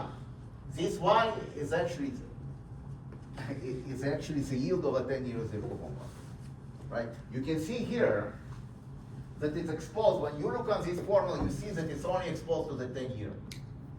It's not going to be exposed to anything else.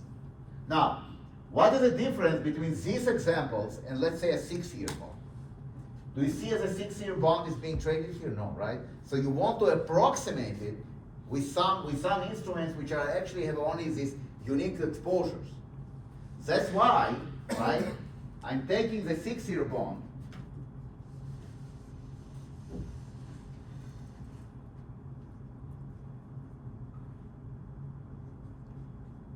and I'm not using the formula exponential minus y6 times 6, because the y6 is not being traded here, right? So what am I going to do? I'm going to approximate it using the 5-year and the 7-year zero coupon bonds, right? So it's going to be 0.5, the 5-year zero coupon bond, plus 0.5 times the 7-year zero coupon bond. And once I'm doing this, I'm gained, because once again, right, the 5-year will have exposure to the 5-year, so I know exactly what its key rate duration is. It's only 5-year, all the other key rate duration are 0. And the 7-year, I know exactly that once again, it's only 7-year exposure, all the other ones are 0, right?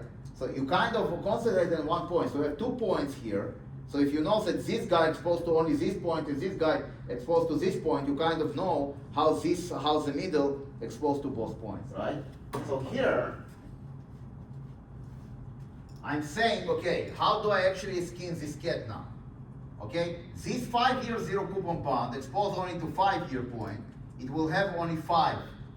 So there, you know, its maturity is its exposure. So that's why 0.5 times key rate duration of 5, which is 5, plus, and here I have 0.5, but now 7 does not have any exposure to the 5-year. That's why I'm putting 0 here, and I get 2.5. Is this clear? Now, what about exposure to the 7-year? Once again, right, you're getting 0.5 times 0, because the 5-year is not exposed to the 7-year. And so now you expose, right, the 7-year, so you have 3.5. So how is this 6-year bond actually exposed? It has a 2.5 exposure to the 5-year key rate duration, to the 5-year point, right? And it has 3.5 year exposure to the 7-year point, okay? Together, it's 6, which is exactly the duration. So how can you check yourself? You have to sum it, and if you remember, right, that the maturity of a zero coupon bond equals its duration, then you can you sum and you see that it's actually equals to the duration, then you're fine. And if you have a full-blown monthly cash flow, what do? You do exactly the analysis that I'm doing here, but for every cash flow. So for example, if you have a mortgage, you have 1 month, 2 months, 3 months, 4 months, no problem. You know the exposure here. Then you have 5 months, you have a hole. How do you create it? You are going to create a portfolio of 4 months and 6 months. Okay? Should I do a more complicated example in class? Should I do a kind of a more complicated cash flow example in class? Can you explain again the 6.5 key duration? Yes. Let me just do it in R.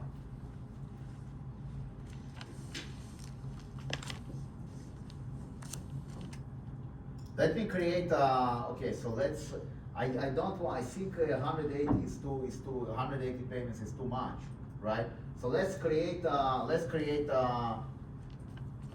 payment on an annual basis. So it's 1 year, 2 year, 3 year, 4 year, 5 year. So let's create a payment of the following. Let's say that we have a payment, rep 1.5, rep 1.5. So that's going to be my payments. Okay?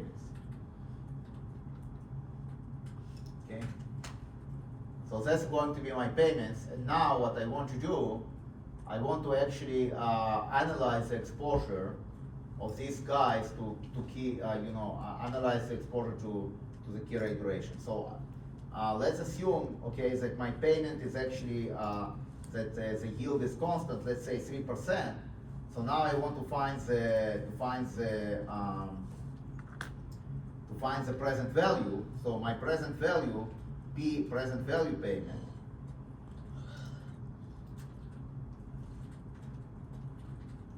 is going to be what? It is going to be, so I'm going to use a magic formula. So it's 1 divided by 0.05, and then times 1 minus 1 divided by 1 plus 0.05 to the power of 5. Do I want 0.05? Let's say 3%.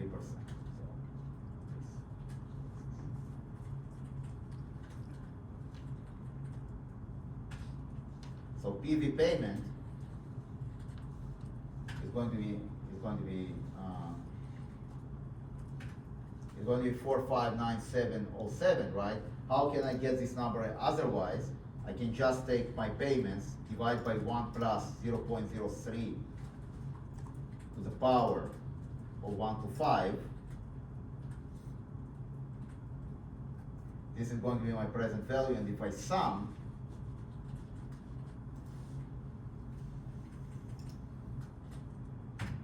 voila, getting the same result. Okay? Questions? I'm getting the same result. Okay, so now what I want to do, I want to understand the exposure of this stream of cash flows. So if I look on this, if I look on my payments,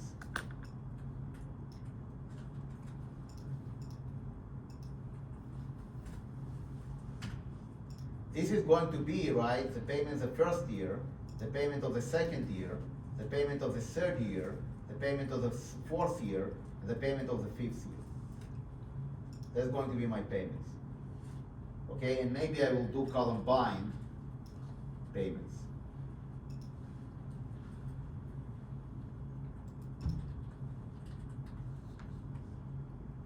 I will do Columbine.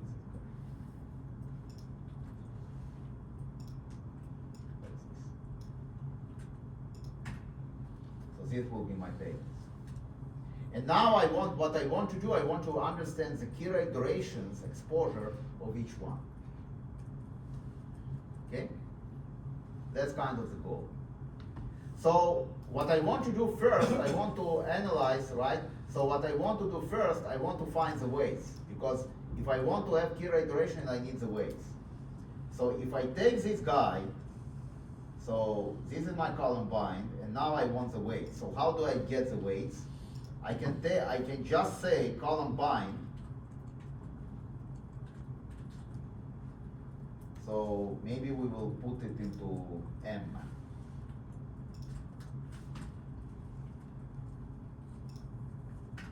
So M is going to be this. Now what I'm going, no, I want Columbine. So Columbine M. So I will say Columbine the M.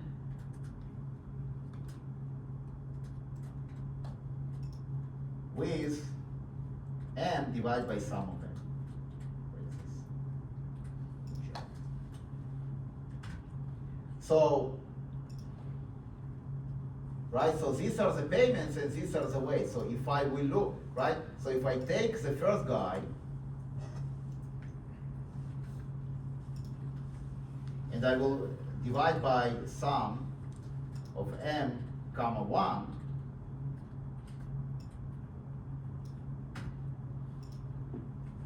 why is that?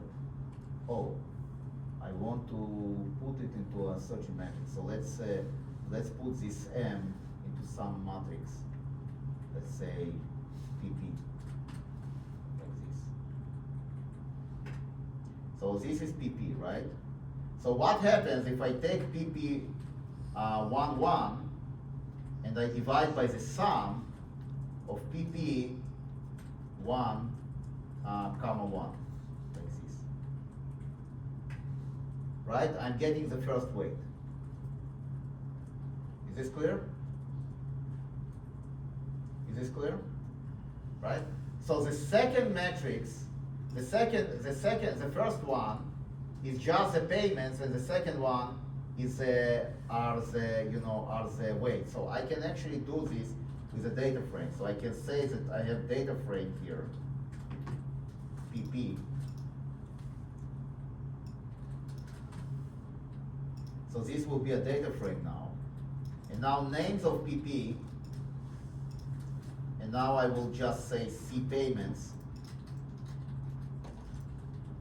and the second one is weights.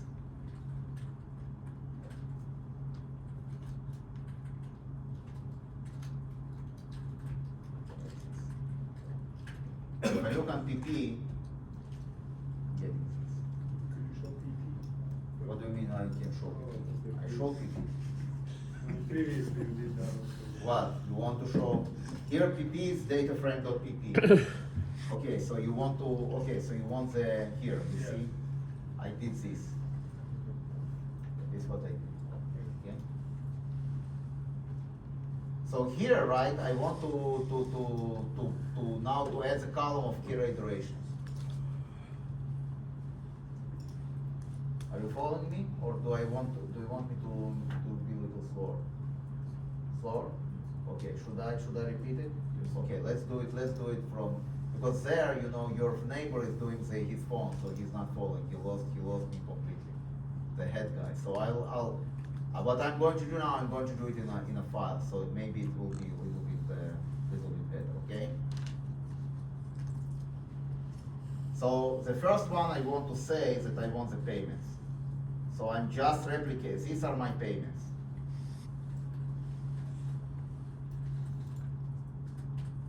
Okay, these will be my payments. Now I want to find the present values. Let's assume that the yield is 3%.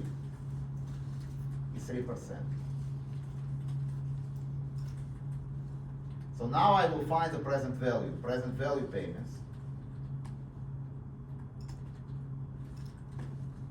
It's going to be payments divided by 1 plus yield to the power of 1 to 5. Okay? So this actually takes a y and to the power of 1, power of 2, power of 3, power of 4, power of 5, right? You've seen this already in the first semester, I hope. Good. The next thing, right, is to find the weights. So what will be the weights? The weights are going to be present value of the payments divided by the sum of the present value of the payments. Like this. Okay, and now what I want to do, I want to bundle them together with in a data frame. So let's say R will be the data frame, and this is going to be payments, present value of payments, and weights. Okay, and now I'm going to run the file.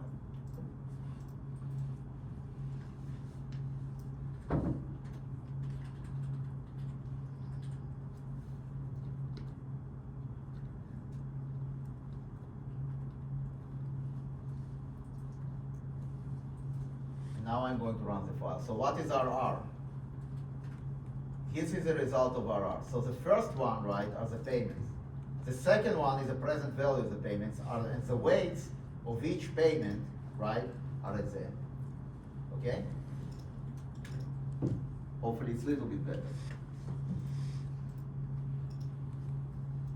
But what the value of payment is 1111. Because that's how I invented it. The way it goes, you can do it 1, 2, 3, 4, 5. I don't care, right? I mean, if you, I don't think it's a good idea for me to do a full-blown mortgage, mortgage, 180 payments and how to analyze them. I don't think you will appreciate it as much, right? So this is a small example, okay? So now, what I want to understand, right, the key rate duration. How does the key rate duration look like for these portfolios? So the portfolio is very simple. I pay $1 in the first year, $1 the second year, $1 the third year, $1 the fourth year, $1 the fifth year. Very simple. Okay? Then the next thing I'm doing, I'm taking the present value of the payments, and then I'm finding the weight. Okay? So now what I want to do, I want to understand, right? How do I calculate the key rate duration from this information? Okay? So I have 5, so now if I go back, why is it a little tricky? Because if I go back, right, what kind of key rate durations I have? I have 1 year, 2 year, 3 year, and 5 year. The 4 year is missing. So the 4 year, I will have to do some sort of a, of a different treatment, if you want. The 1, 2, 3, 4, 5, right, I can do directly. So first let's do the direct ones, and then we'll do the 4.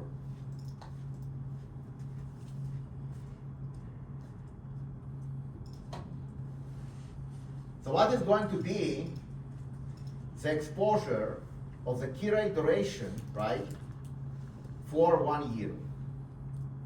So for 1 year, all of these guys do not contribute anything. Because the 2 year will have just exposure to the 2 year point. The 3 year, right, will have exposure to the 3 year point. And the 4 year and the 5 year will have an exposure just to the 5 year point. So none of them will contribute to the first one, right? So now I want to create a Kira iteration vector. So Kira iteration vector, the first one is going to be, we will say we are going to have W times W1, the first one times 1. Okay? Then we're going to have W2, the first one, W2 times 2. Okay? Once again, the only thing that contributes to the 2-year Kira iteration is this guy. The other ones will not contribute anything, right? So this is W1 times 1, W2 times 2. And now, right, with 3 and 5, I need to kind of be careful because the 4 will contribute to the 3 and the 5. Okay? So now, so I will just put 0, 0, 0 here because, you know, because these are like a placeholders. I'm now, you know, so this guy is not there. So I have only 1, 2, 3, and 5. So for the 3 and the 5, I'm just putting zeros for now. Like this. Oops. Why is that? Oh, I need C here. Right.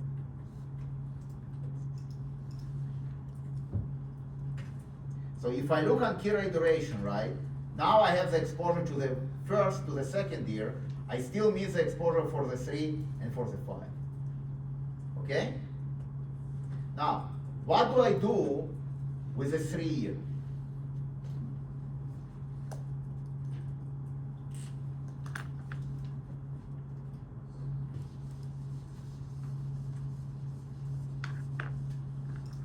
What do I do with the 3 year? So for the 3 year, right, I kind of have two contributions. The first contribution is coming from the 3 year itself. So it's going to be 0. So it's going to be the weight of the 3 year times KRD times 3 year, right? But then you also have a contribution for the 4 year. Okay? So you have W4 times Kira iteration of the 4th year exposed to the 3 year. What is going to be this Kira iteration? Well, Kira iteration of 4, or the 0 coupon bond 4, you can say that this is going to be what? 0.5 times 3 plus 0.5 times 5. Okay? So Kira iteration 3 of 0 coupon bond 4 is going to be 1.5. This. Okay? And Kira iteration 5 of 0 coupon bond 4 is going to be 2.5. So 1.5 plus 2.5 is going to be 4. Okay? Is this clear?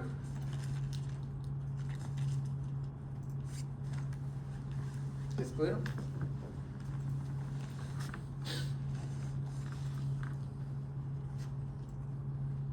Okay? So, yeah, it's fine. So, how does it look now? Now I need to find the Kira iteration for the 3 year. So I'm going to take, so KRD3 is going to be what? It is going to be this guy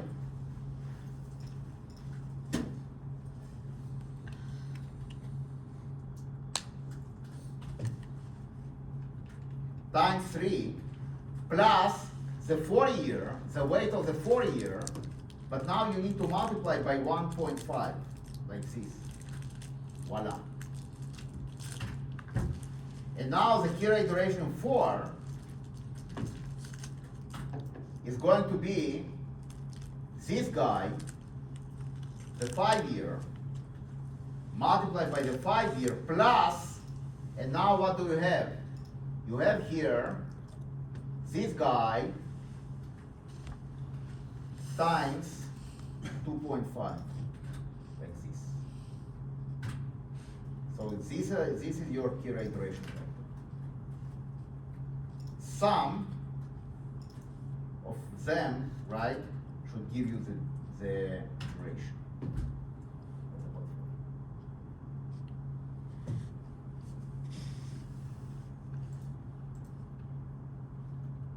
this clear?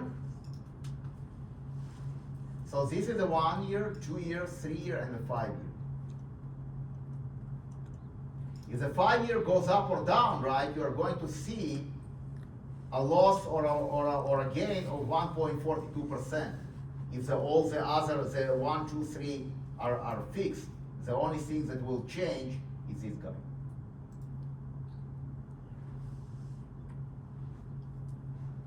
Okay?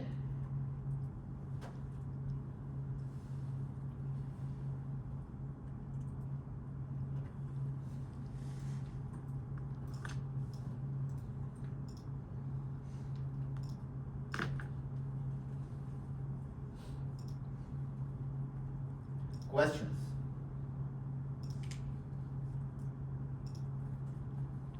Is this clear?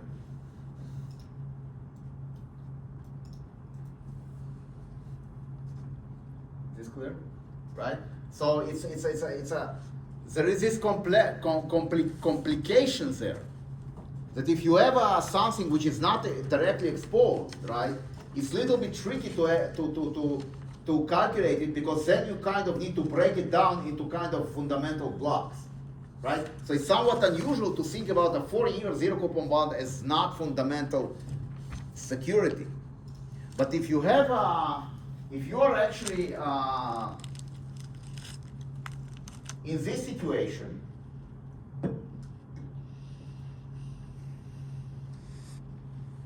where you see that there is no, right, there is no exposure to the 4-year. It doesn't mean that the 4-year rate does not exist, okay?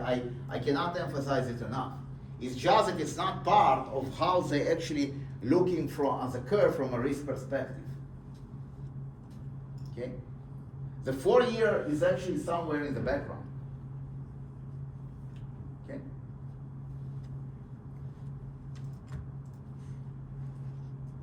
Good.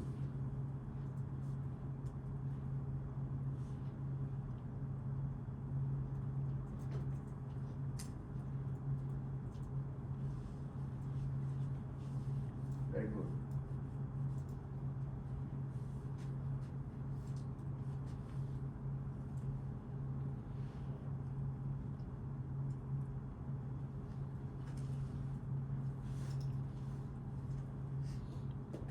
Okay.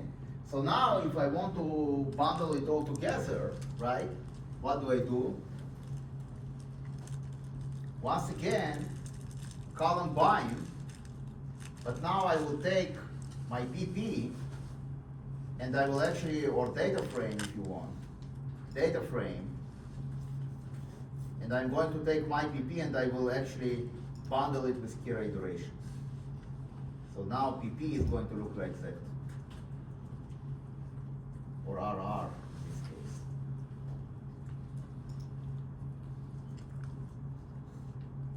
So if I do,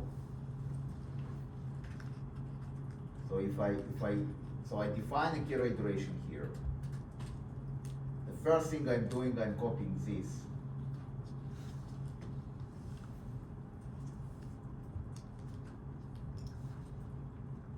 That's kind of the first approximation. Then I'm going to copy this. So I'm creating this is to create a 3-year position, to create a 3-year position, and key rate duration 4 is to create a 5-year position.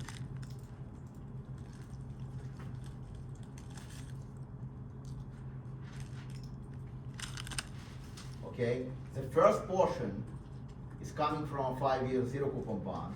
The second guy is coming from the 4-year to create a 5-year position.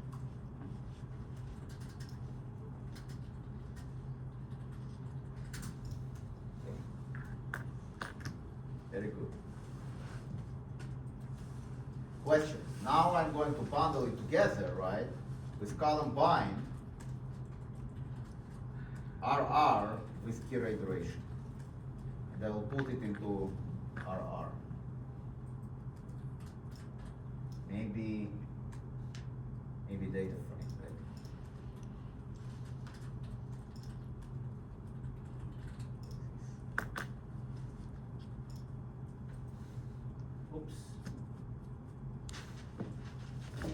Yeah, because it's 4.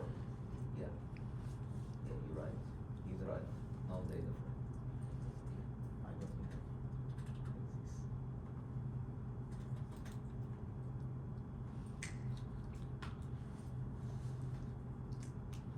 So if I look on here iteration, I'm going to have, this is the first year exposure, the second year exposure, the third year exposure, and 5-year exposure, okay? So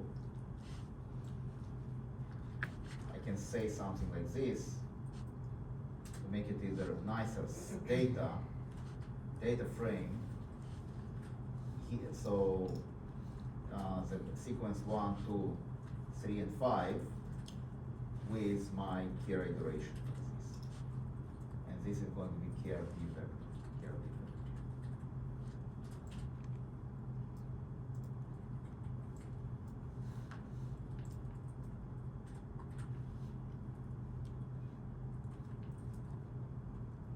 So if I look on KRD vector now,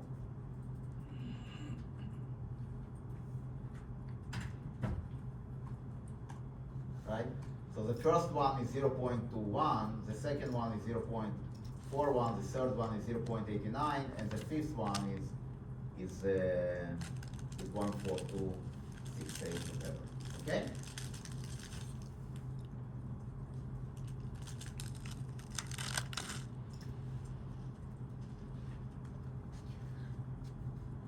So it's kind of nice. So for example, I want to move, right, the first point, say change in yield 1, the first year, let's say by 1%, change of yield 2 going down by 0.5%, change in yield 3 is going up, let's say by 1.5%, and change in yield 5 is going to go down by, once again, 0.5%. How can I actually do it in a very nice way?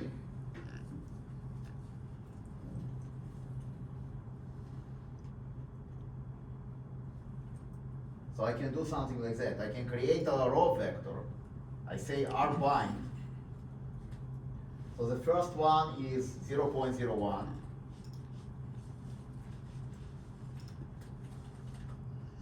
The second one is going to be minus 0.5, 0.005. The third one is going to be 0.015.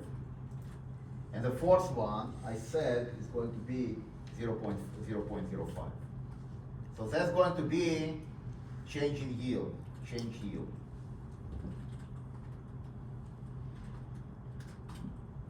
So maybe we will move it here. Okay? And now, if I want to find the performance, all I need to do is to actually do this. So if I do this, so I will take the KRD vector. So KRD vector is going to be this. Change in yield is going to be a row vector, right? So what can I do? I can take my row vector, multiply by my column vector, and get the performance. So this is actually really nice. You take change yield. How do you multiply matrices in R? You remember? Percentage star percentage. Very good, lady boss. Percentage star percentage.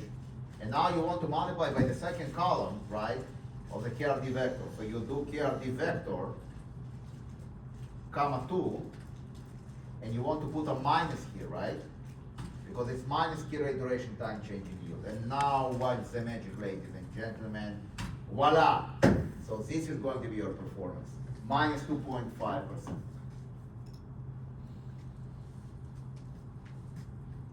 White magic. White magic. So I'm avoiding this sum, right? I could do it in the boring way. I could do it in the following way, right? I could just say minus KRD vector 1, 2 times change in yield 1, comma 1, 1, 1, plus KRD vector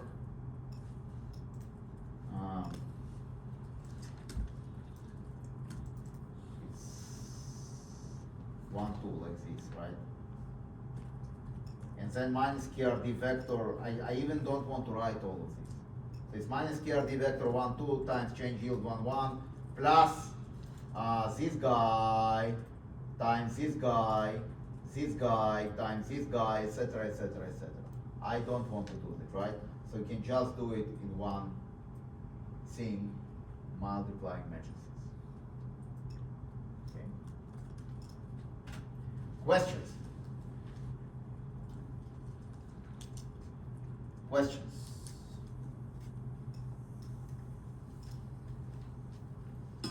Questions? Is this clear?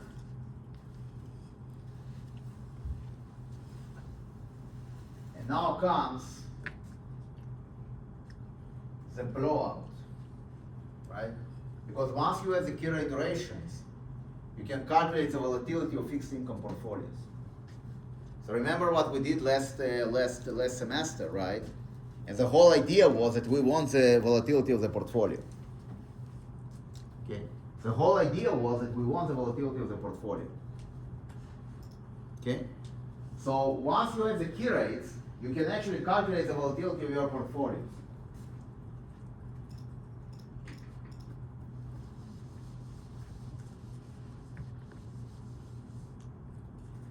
So the formula is you have the key rate duration vector, and you have the covariance, which is the change in yields.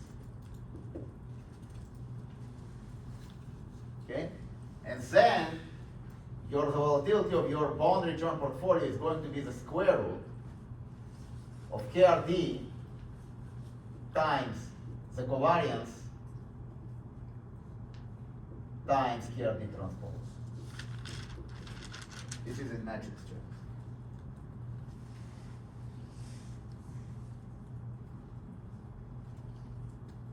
If you think about, the corresponding thing in equities, when we have the weight of equities, right, and we have the covariance matrix in equities, the covariance of the return, then you multiply by the transpose, you get the sigma, and you take the square root, right? You get the sigma of the portfolio.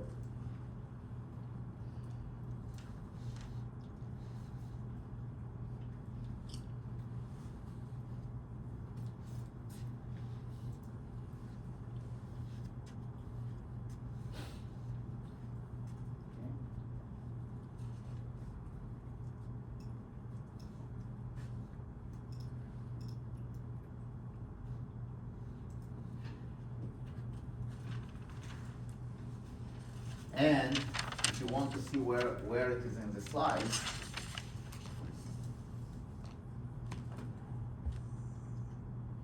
you go to the next lecture.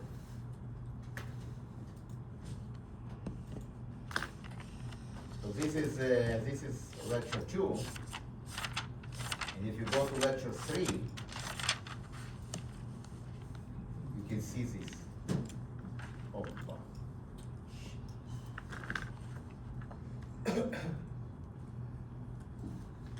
This is a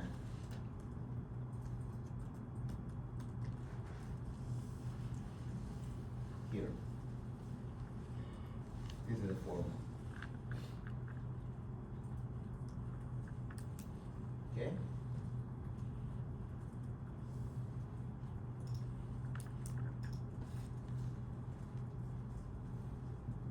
Okay.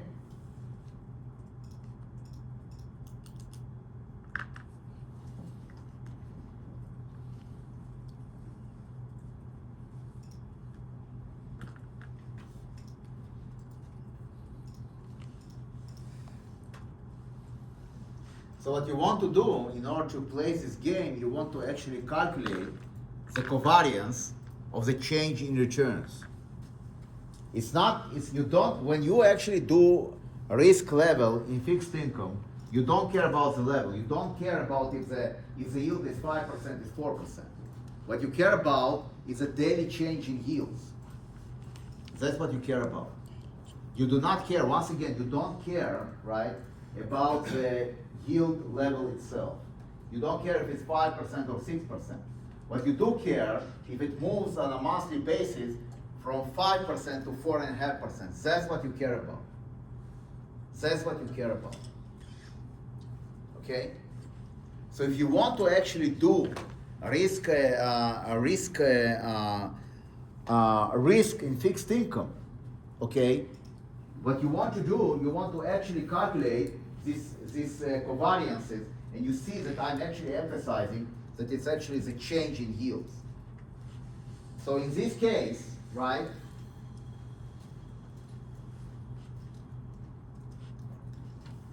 what you want to do, if you go back to the curve, not here, but here somewhere. If you go back to this, right? What you want to do, you want to actually calculate, okay, the changes here and then take the covariance. So let's try and do that. I will let you go in 10 minutes, I promise. I know that today was too much. I know. You do download the CSV. Okay?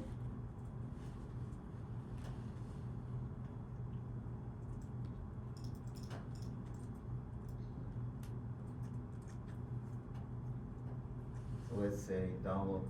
They don't want me to download it? Okay, so it's, let's see, did you download it? So if I go to downloads, yes, it downloaded. Okay? So what I'm going to do now, I will try to suck them into R. How do I suck them into R? So I'm going to do set working directory, and I will actually say choose directory downloads. Okay, and you do open. And here, right, I want to actually create a new file, R script. Okay, and now I'm going to say it's daily treasury rate.csv. So I'm going to attempt to read it into the file. So read.csv, and here there is going to be daily treasury.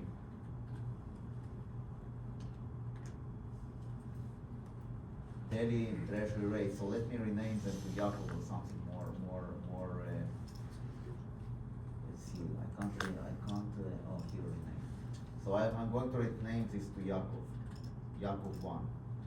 Okay, with your permission. So now it's going to be Yaakov 1.csv. Like this. And I will put it into GG as usual. I want it to be in downloads. So yes, it did something. So let's look on GG. Oh, Papa, look at that. This is nice. Look at all these rates. Right? Good rates. You see? With one command, I suck in the entire treasury into my arm. Okay? Questions? Is this clear? And now, oops, sorry, did I do? And now I want to, okay, so let's look on names.gg.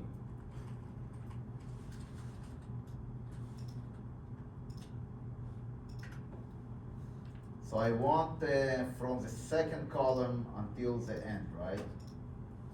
So how many columns I have here? Blanks names.gg. So probably I want something of this form. I want diff of GG. So this will give me, right? This is going to give me the this diff, or I can do something else if you want So I can do apply. Remember apply? Remember the magic apply function? Apply, and now I'm going to apply GG on columns. And which function I'm going to apply? I'm going to apply diff. Ooh la la. So this will be GG diff. These will be the differences.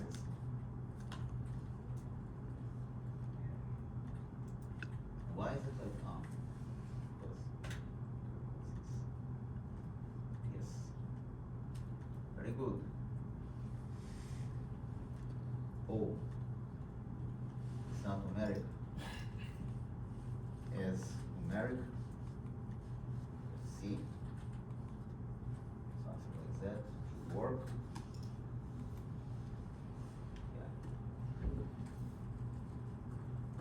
Ooh, this is bad. List object cannot be converted to double. Oh, shit. So let's look on, let's take GG and we'll take 2 until the end, something like that. And we'll do, so let's see if this will work.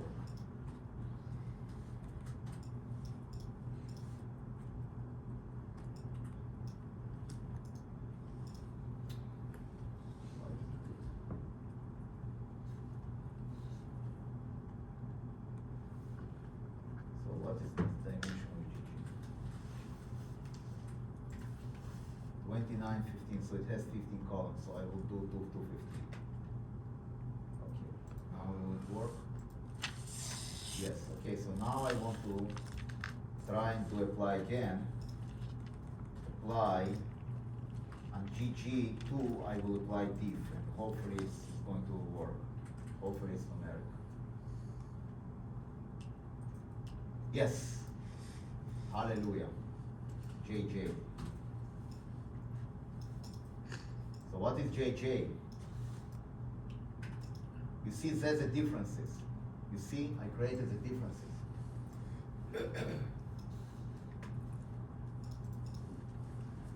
Give me 6 more minutes, and then you can do this. Once again, I told you, you can do this at class, but don't get caught. Yeah, you can do this, you can do the picture, because you're not doing this. But somebody on the left-hand side doing this, and you. Give me 6 more minutes, okay? Because that's important what I'm doing. You may want to try to follow, okay? It's not easy. So you see what I'm doing? I'm taking, what I'm doing here, I'm actually exposing, right, the yields. And I'm taking the change in yields. And now I will take the covariance. So how do I take the covariance? I need to divide by 100. So now watch the magic. I will take JJ. I will take covariance JJ, and I will divide by 100. And this is going to be covariance of delta Y. Like this.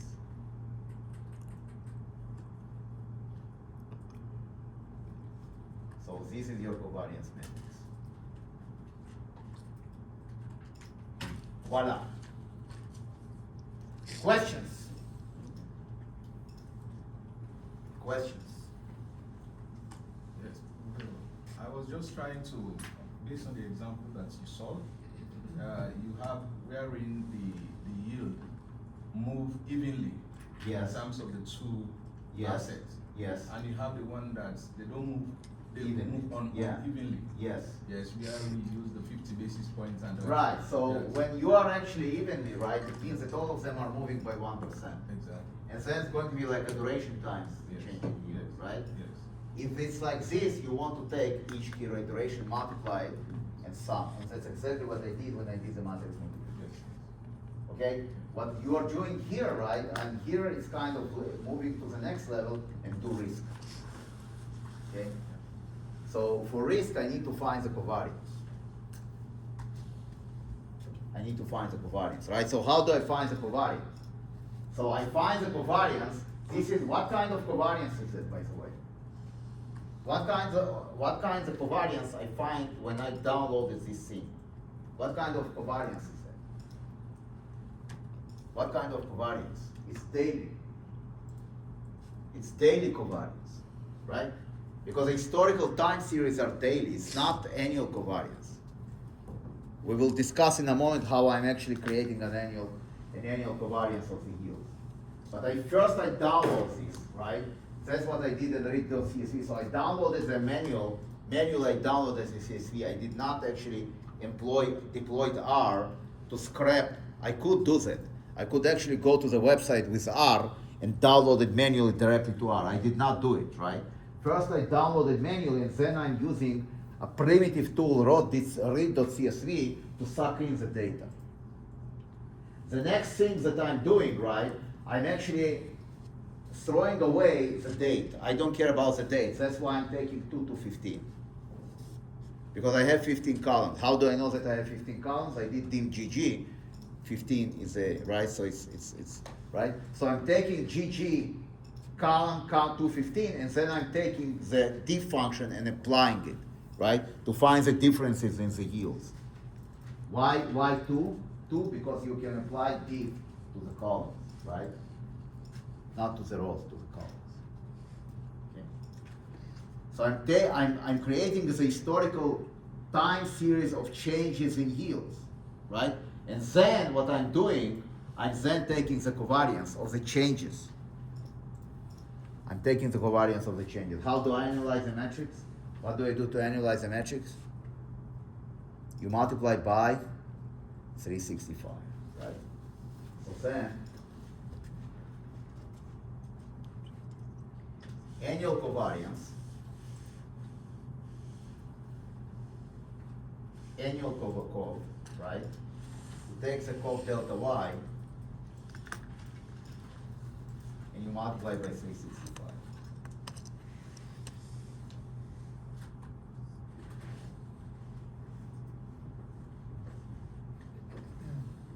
And your n cov is going to be, okay, your n cov is going to be your annual covariance matrix. So then, if you have a portfolio, right, with Kira iteration, you take the Kira iteration, blow up, multiply by this shit, by this crazy stuff, right? Take the square root, you get a number, and that's going to be the sigma of your portfolio. Questions? Questions? Is this clear?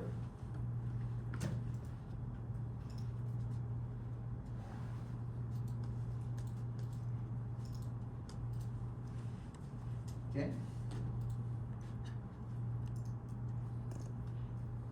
So the diagonal, right?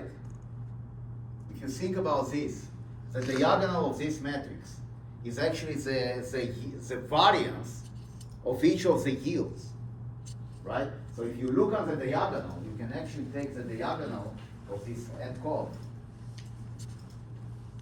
I think how you take diagonal in R.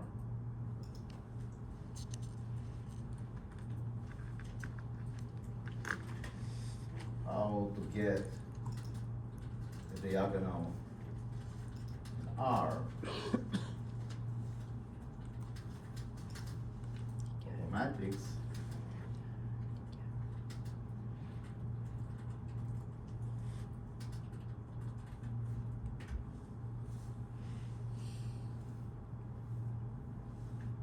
The YAG function. Okay.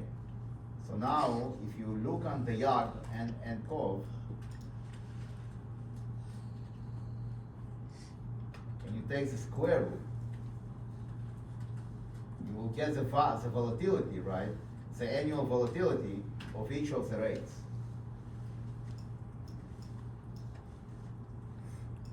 You will get the volatility of each of the rates, of the changes. Just like with the returns.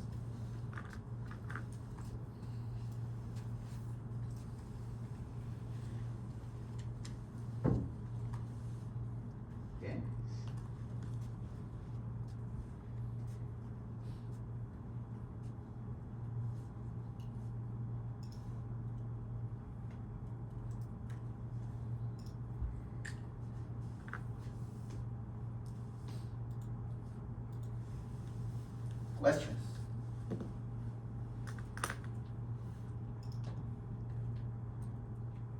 Questions?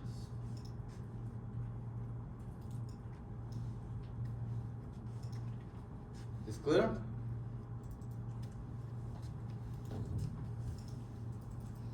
So we'll continue with this our next lecture. Okay, now I don't know where you came up with this notion that you are going to get an exam next week. I never talked about it. So right, the exam is going to be on Friday before the break. Okay. Who's I got don't. conflicts that day? Huh? Got conflict that day. What conflict? Already had a prearranged event. What? So what event? Went to a concert. You guys all go to a concert? If you, all of you? Come on, stop lying to me. Just him. No, it's okay. You can take you don't need to come to class to take the exam. If you have a prearranged event, Yeah. I'm not going to impose on you, coming to class. I could take the same day, just have to be done by like 4. It's okay. I have no problem with it. I mean, I can try and arrange. I mean, a lot of you guys are working here, so I cannot do it. I cannot do it in the afternoon because I do not want you to waste a day, a vacation day. And I prefer the exam to be in class because it's a little complicated. So I really want to make sure that it's going to be in class. So yeah.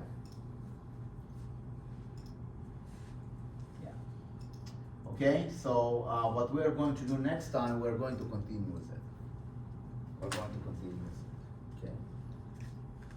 So hopefully, yeah, I think I will have to let you go because I exploded your brains too much today.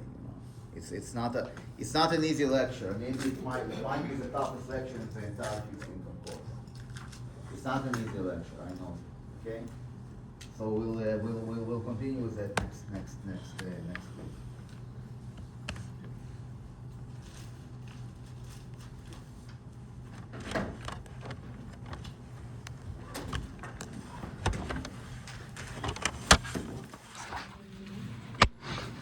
Up in Ridgefield.